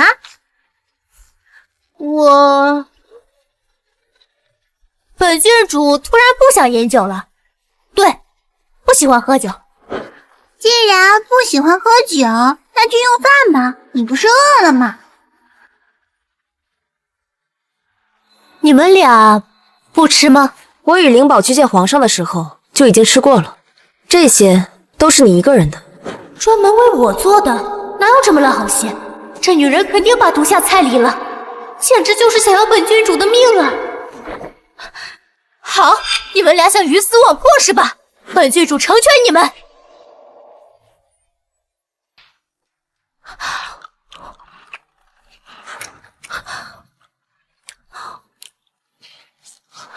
郡主，这是干什么？你们别以为给我下毒就能逃脱嫌疑。本宫现在在冷宫，皇帝表哥知道我在冷宫，我要是死了，你俩谁也别想好过。下毒？难道这苏茵茵自导自演，给自己下毒害我？知道家了。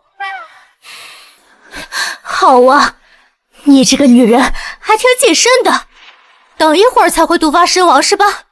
好，本郡主今日就坐这儿等你。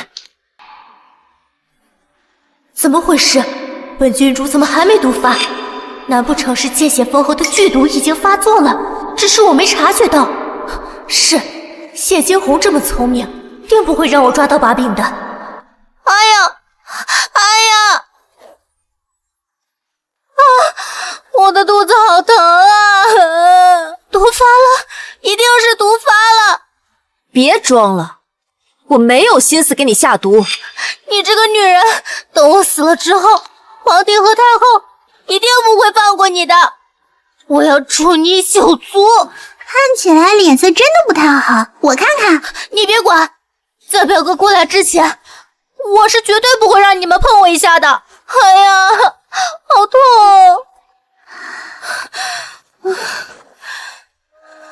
还真不是装的，脉象有点乱。母妃，他情况不对，恐怕是真有恙。我去请父皇和御医。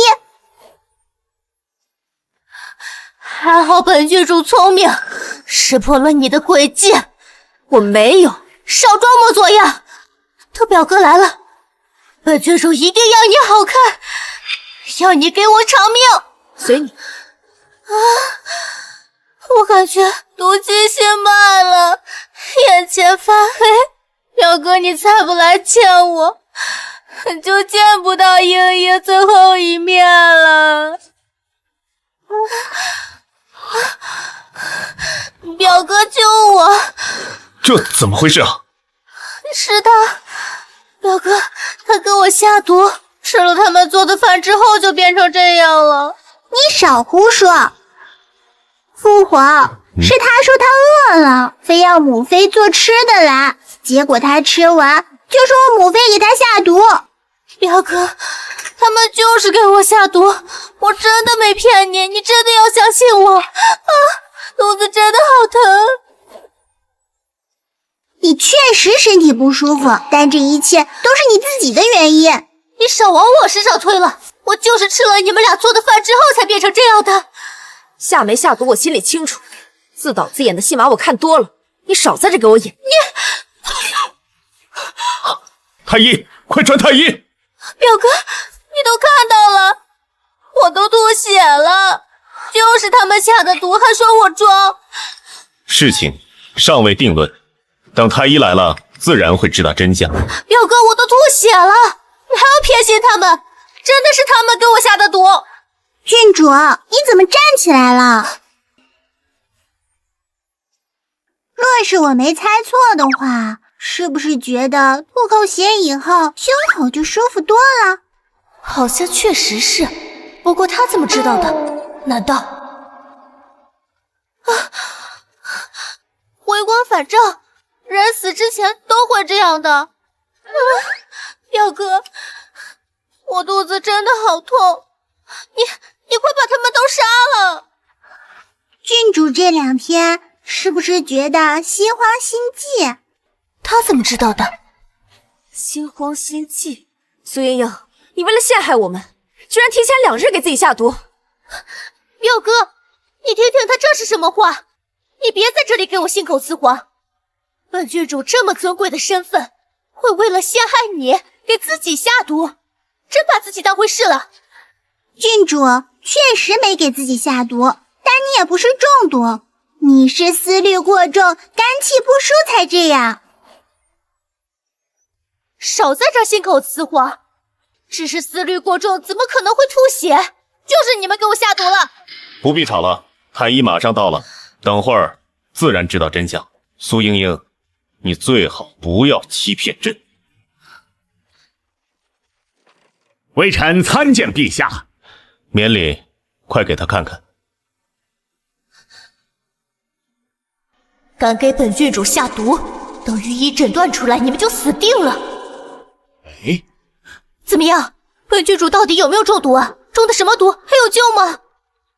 啊，郡主放心，您并非中毒。那是什么？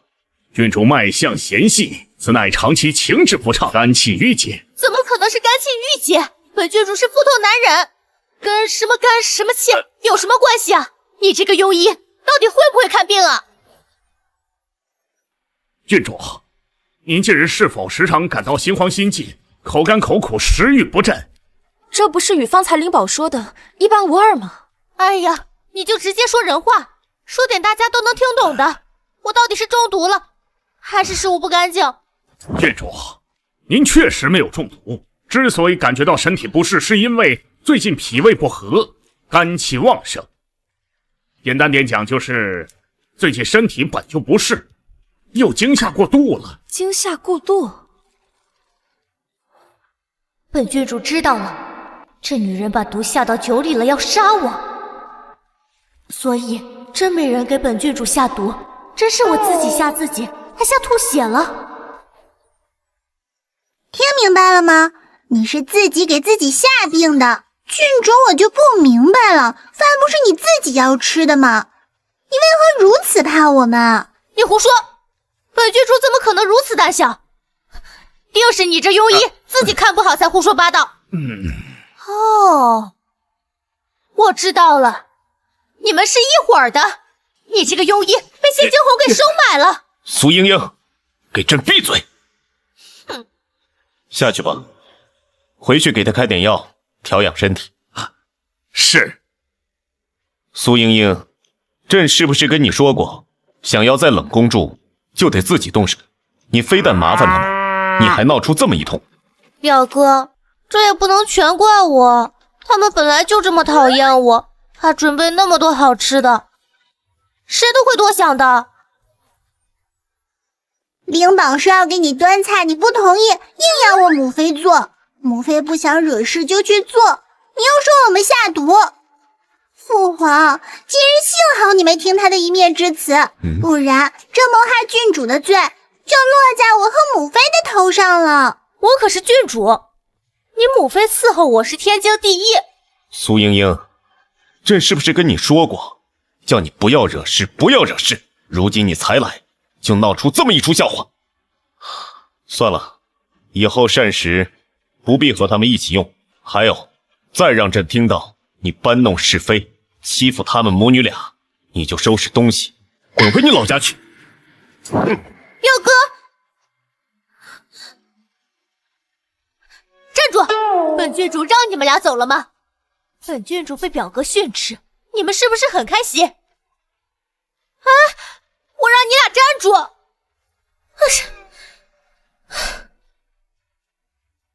哼，这次算本郡主大意。看来你们也不是什么软柿子。不过你还有个儿子，本宫对付不了你，还对付不了你儿子吗？咱们走着瞧。灵宝，水凉不凉？要不要母妃再给你添点温水？温度刚好。来，多谢母妃。今天我们揭穿了郡主，以后要小心才好。以后我们要小心才行。以后每次吃饭的东西，我们都要先拿银针试一下毒。可是母妃，这样下去也不是个办法，不然我们去求父皇，让郡主换个地方住吧。才刚来1天就请人走，这不合礼数，至少现在还不行。来，过来。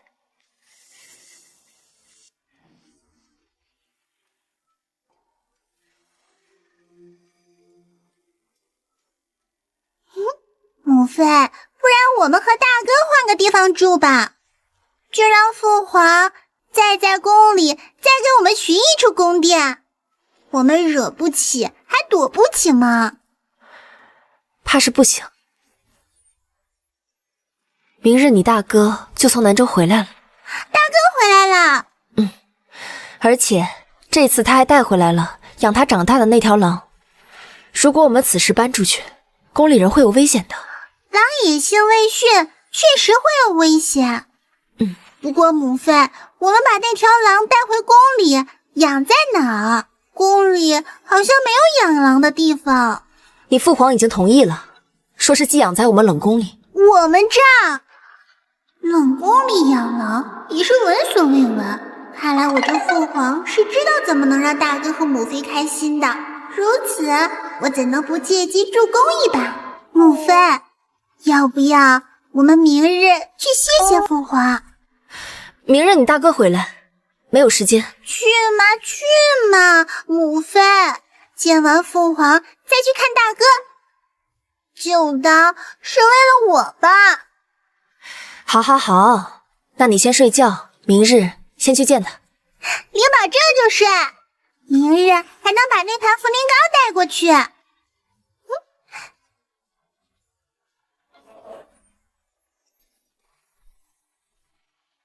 这就是谢惊鸿儿子的住处，果然够破烂的。这是狼？早就听说表哥的大儿子是被狼养大的，今日一看，果真如此。不过，他好像受伤了。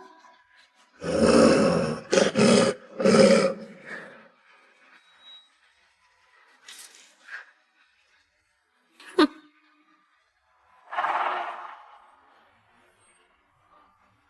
谢惊鸿逼走姑母，本宫要找他的大儿子算账，今日就先拿你开刀。哼，让你下本郡主！你个畜生，让你下本郡主，本郡主抽死你！住手！父皇，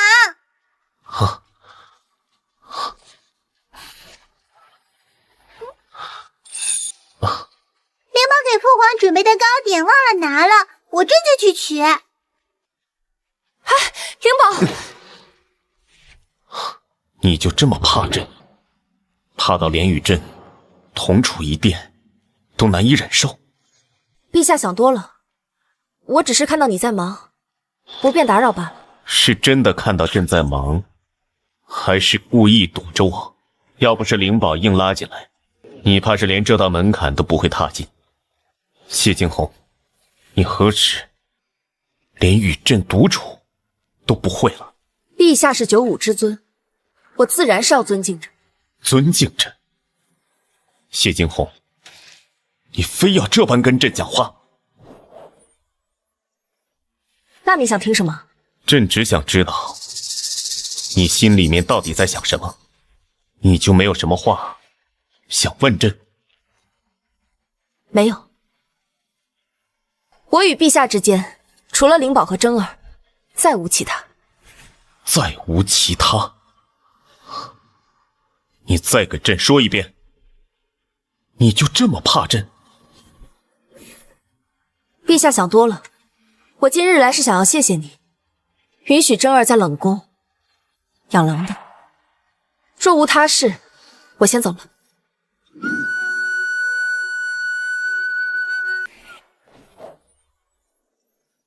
这不是你自己选择的吗？既然如此，又何必在意他的恐惧？父皇，灵宝来了。我母妃呢？刚才还在这儿呢。灵宝怎么就拿个糕点，母妃就不见了？你母妃刚放完狠话就走了，这糕点是你给朕做的？我和母妃一起做的，花了好久呢。父皇尝尝。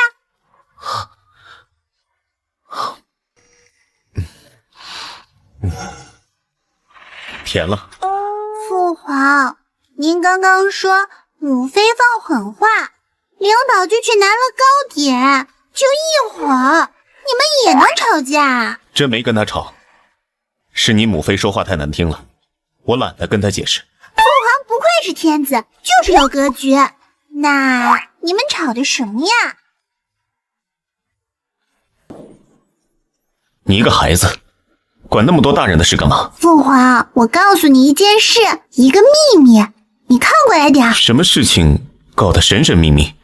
母妃其实一点也不讨厌你。谢惊鸿不讨厌朕，这怎么可能？他刚刚还说与朕无话可说呢。这是真的？是谢惊鸿他自己说他不讨厌朕吗？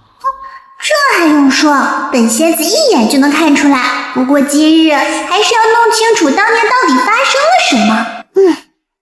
是灵宝自己看出来的。父皇，你想啊，为何上次郡主大人倒在你怀里，母妃会直接气得离开？这是很不体面的行为。按照话本里说的，这叫心悦不能自已。朕看你这孩子是魔怔了，净说些不着调的话。朕稍后安排些知晓诗书的夫子，别整天看那些乱七八糟的。父皇，你还是不信我。你想啊，那日在皇祖母面前，您知道母妃为何会主动离开吗？子不教，母之过。既然是真儿的错，真儿必须去往皇陵思过。臣妾愿同往。他是怕您为了他和皇祖母生嫌隙，如此为你着想，怎么会对您没感情？那他为何成日对朕横眉冷对，好像朕是他的敌人一样？那是因为失望。母妃以为你不在乎他们。这是什么话？朕给真儿熬药，每次都站在他那边，朕怎么会不在乎他？父皇，你想啊，母妃最在乎大哥。按照母妃的说法，你嫌弃大哥是个狼崽，丢人，所以把大哥赶进冷宫。胡言乱语！女儿也是这么想的。父皇怎么会讨厌大哥？所以父皇当初到底发生了何事啊？陛下，太子慕容征失踪10年，如今虽已寻回，却已形同野兽，不辨人伦。昨日更咬伤3位贵臣妻子，此等行径，臣请陛下即刻将其赐死，永绝后患。陛下，史书记载，此等失心疯癫之相，下来国祸之兆。若再容此孽障留存宫中，恐遭天谴，动荡国本。臣恳请陛下为江山社稷，赐其自尽，以安民心。臣等附议，请陛下严惩妖孽，以安民心。闭嘴！真儿是朕和惊鸿寻回的骨肉，你们竟敢让朕处死他，我看你们是不想活了。陛下，太子伤人与庶民同罪，若陛下做不到，那请陛下砍了老臣。臣附议，臣附议。太子无故伤人，智夺太子封号，打20大鞭，幽居冷宫。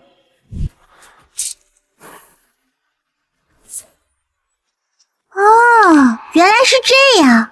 倘若父皇不把大哥送进冷宫，他很有可能会被直接杖毙。怪不得你要把大哥藏起来，那你为何不告诉母妃？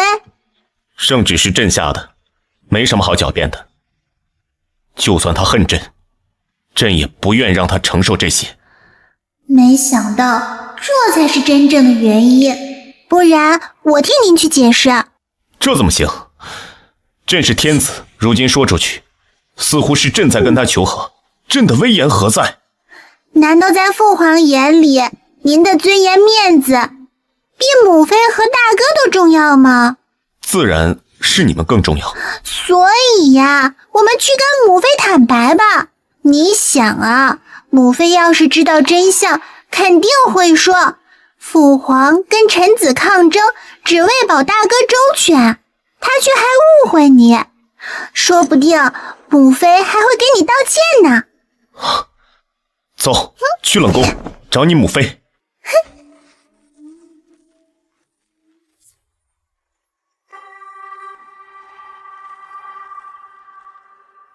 若不是灵宝硬拉你进来，你今日怕是不会踏进这殿门。谢惊鸿，你何时与朕独处都不会了？陛下是95之尊，我自然是要尊敬着。尊敬着。谢惊鸿，你非要这般跟朕讲话？想什么呢，谢惊鸿？你别忘了他之前做过什么，你可不能心软。别过来！你再过来，本郡主抽死你！你这个怪物！本郡主不过就是替你教训一下那畜生，谁让他对本郡主呲牙的？你要是再敢往前一步，本郡主还抽你！住手！真儿，你怎么了？你来的正好，赶紧管管你儿子，你看他什么样子？谢惊鸿，你看你儿子呲牙咧嘴的，跟这畜生有什么区别？赶紧把他俩弄走！谢惊鸿，你居然敢打我！我儿子刚恢复神智，就被你激怒的发狂，我打你这一巴掌都算是轻的。我打他怎么了？况且是他先咬我的，他就是个畜生，我打他怎么了？你再敢说一句畜生试试！你别吓唬我，我可是郡主，太后是我姑母。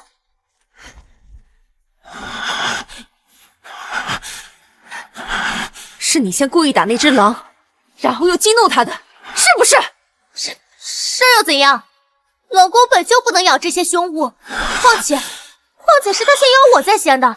我劝你赶紧把他俩给我弄走，本郡主今日就不与你们计较。不与我计较？没错，否则我就去告诉皇帝表哥，说他胡乱咬人，等到时候把他送进皇陵，让你们俩生生世世永不相见。等皇上来，晚了！你疯了！放开，这是我的！你是个贱人，你居然真敢对我动手！谢惊鸿，你这个泼妇，我要诛你九族！诛九族？就算是诛我九族，我也要把你这个乱咬人的疯狗赶出去！你居然说我是疯狗！好，本郡主今日跟你拼了！放开我，你这个泼妇！我告诉你，现在跪下来，给我儿子还有那头狼磕头认错！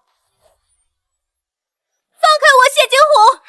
本宫要诛你九族！我告诉你，现在跪下来，给我儿子还有那头狼磕头认错！让我给这两个畜生磕头认错，不可能！住手！你们在干什么？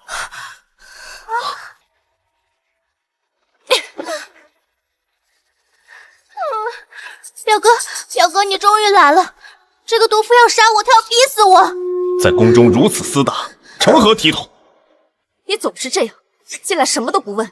苏莹莹哭两声就是天大的委屈，那你怎么不问问你这位好妹妹，对我的真儿做了什么？父皇，大哥不对劲。真儿明明已经恢复了正常，怎么又成这样了？表哥，你也不知道，我刚刚听到狼嚎，进来就发现他已经疯了。那我大哥和这只狼身上的伤，也不是你干的。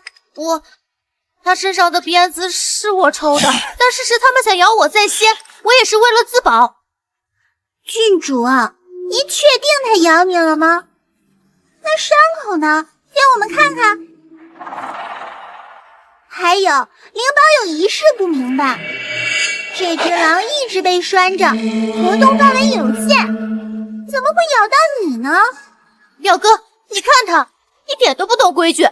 大人说话，你一个小娃娃插什么嘴？那我请问郡主殿下，我哪句话问错了？难道你没对我大哥和这只狼动手？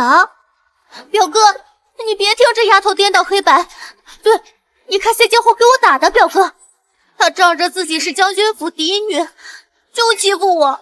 表哥，你可要为我做主啊！郡主啊，你也说了，我母妃是将军府嫡女，若是真动手，你觉得你还有命活着吗？现在真是后悔，我就应该在你第一天住进冷宫的时候就杀了你，省得你坑害我的孩子。表哥，你听他说的话，这个女人就是恶毒，自私自利，这才是她谢惊鸿的真面目。表哥，你可一定要为我做主啊，将她押入大牢。够了，苏莹莹，今日你若不给朕解释清楚，朕就把你送去慎刑司严加审问。慎刑司？还不快说！我说，我本来想着来冷宫这几日未曾见过大皇子，就想来看看他，没想到刚进来就听到了狼嚎声，我怕他伤人，就拿鞭子抽了他几下。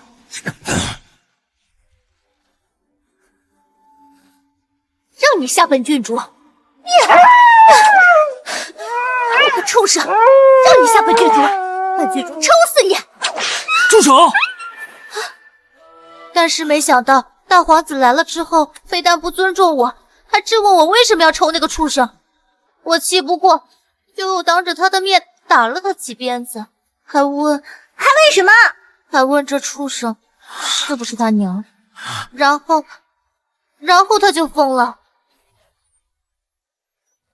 表哥不怪我，谁让他在宫里养狼的，都是他的错。你，表哥，真儿养狼是经过朕同意的，难道你要连朕一起骂吗？没有表哥，我不敢骂你。真儿是朕的孩子，你连他都敢骂，你还有什么不敢骂的？滚！给朕收拾东西，明日就滚出宫去。表哥，莹莹错了，莹莹知错了，表哥。滚出去！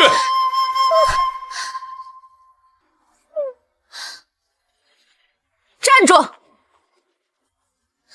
把我的真儿害成这样，还想走？哪有那么轻松的事儿？谢惊鸿，你还想怎样？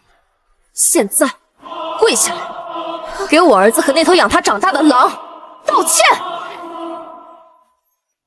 谢惊鸿，本郡主监之御意，你竟然要我跟你儿子和这个畜生道歉，做梦！还不道歉？表哥，郡主啊，你是听不懂父皇的话吗？还是说是想抗旨？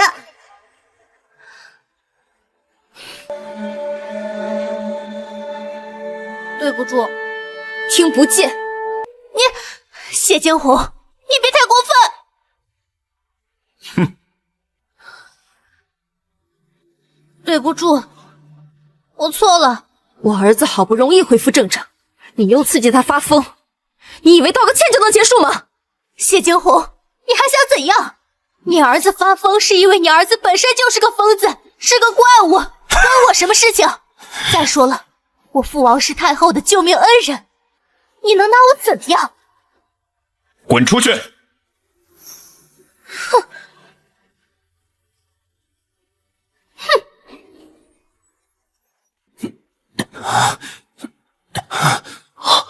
宣御医，快宣御医！父皇，先让灵宝看看。也好，你快帮真儿诊治，需要什么药材，尽管说。好。有必要吗？你说什么？我说还有必要吗？你总是任由着别人来伤害我们，事后又打着为我们好的名义装模作样，你不累，我都替你累。苏莹莹她父亲毕竟是为救母后而死，朕还能……皇室的账关我们什么事？你再说一遍。我说，你为了让天下人不说你是忘恩负义的人，所以就来牺牲我们，成全你的伪善。所以，朕在你心里面，朕便是一个虚伪、自私、只图名声的懦夫，不是吗？父王母妃，现在还不是吵架的时候，救大哥最要紧。是，快帮真儿看一下，他是否还能医治。大哥，我是灵宝，没事了，都过去了，灵宝来了。大哥只是看狼崽在挨打，不小心受了刺激，只要安抚他的情绪就可以恢复。大哥，你看狼王好好的，他就在你身边，他没事。算了，我去拿绳子，再把他捆起来。母妃，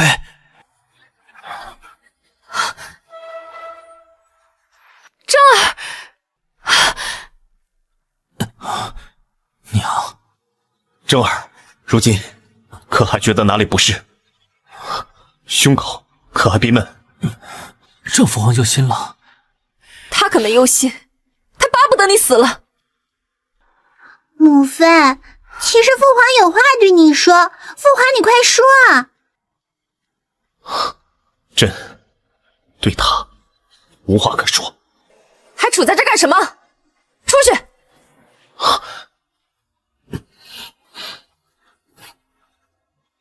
出去就出去。你这冷宫，朕再也不来了。你就在这儿住一辈子吧。哼！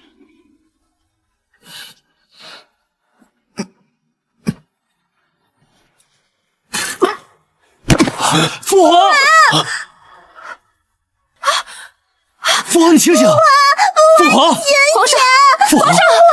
父皇！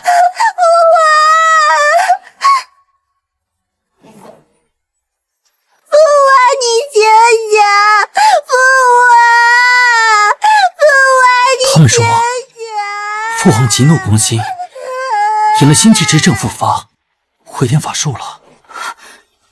回天乏术？什么叫回天乏术？宫里那么多御医，让他们去想办法。母妃，你冷静点。他们说父皇醒不过来了，现在我赶快去找太后。醒不过来？怎么会醒不过来？明明我们刚刚还在吵架。虽然只是下凡帮你们和好，可灵宝早就把你当成亲父皇了，你怎么年纪轻轻就要没命了？父皇，你别死！父皇，快醒醒！父皇，父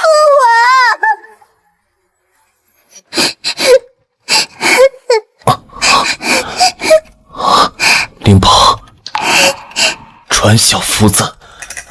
立刻！父皇，你慢点说，别急。宣小夫子，你旨，朕要托付江山。啊，陛下，奴才在。众人听旨。小夫子，你记住朕每一句话，写传位诏书。奴才谨领圣谕。朕极恐不起皇长子慕容征，人品贵重，德行兼备。朕若离世，皇位传位于慕容征。父皇，自尔谢氏，谢惊鸿，秉性端和，今承天命，册立为中宫皇后，表率6宫。布告天下，奴才谨遵圣旨。你们都出去吧，在门外等候。谢惊鸿，你留下，朕有话说。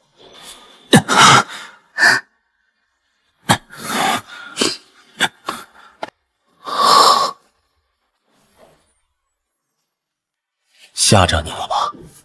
别怕，朕话没说完。舍不得走，为什么？朕知道你有话要问朕。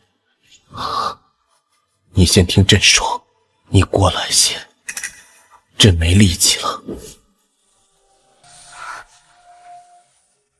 你恨朕，理所应当；恨朕送真儿入冷宫，恨朕多年冷眼，站在你的位置，桩桩件件，皆是凉薄。既然知道无可辩解，又何必要说？有些话再不说，就说不出来了。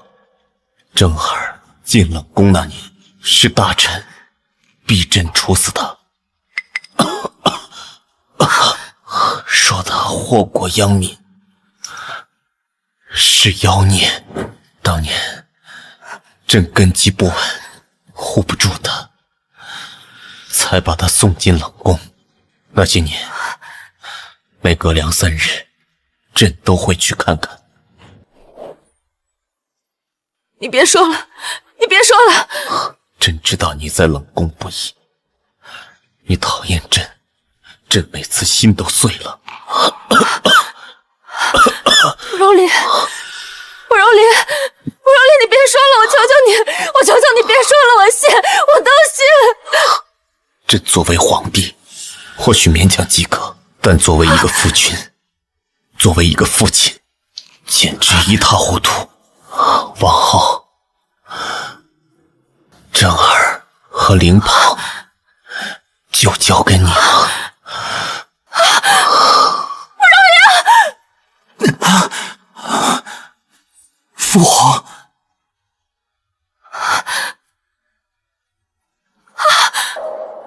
陛下，红了！父皇，慕容玲，你不能睡着，你不能就这样算了，你给我醒醒，慕容玲，你不能就这样算了，你醒醒！母妃，母妃，父皇，慕容玲，我知道错了，我不该跟你吵架，我不该把你赶出门，我错了，我现在知道错了，我求求你醒过来好不好？慕容玲，父皇，我清醒了，我记得你了，我刚想起来该怎么叫你一声父皇。朕看你年龄与月儿相仿，就不定你冒失之罪了。退下吧。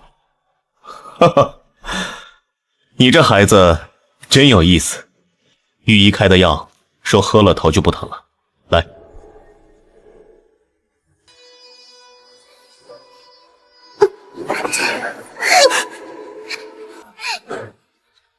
君，你给我出来！你让我撮合父皇和母后，这七之子都死了，这世界都要崩塌了，你让我怎么来？难道仙君不在？那我岂不是可以救活父皇？我这样，我会遭天谴的。不管了，以吾之血，万儿之魂，逆死为生！父皇，我再也不跟你吵架了，慕容玲，我求求你。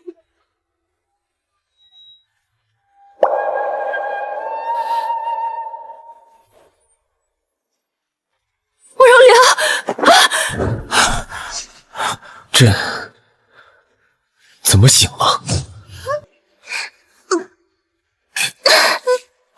灵宝，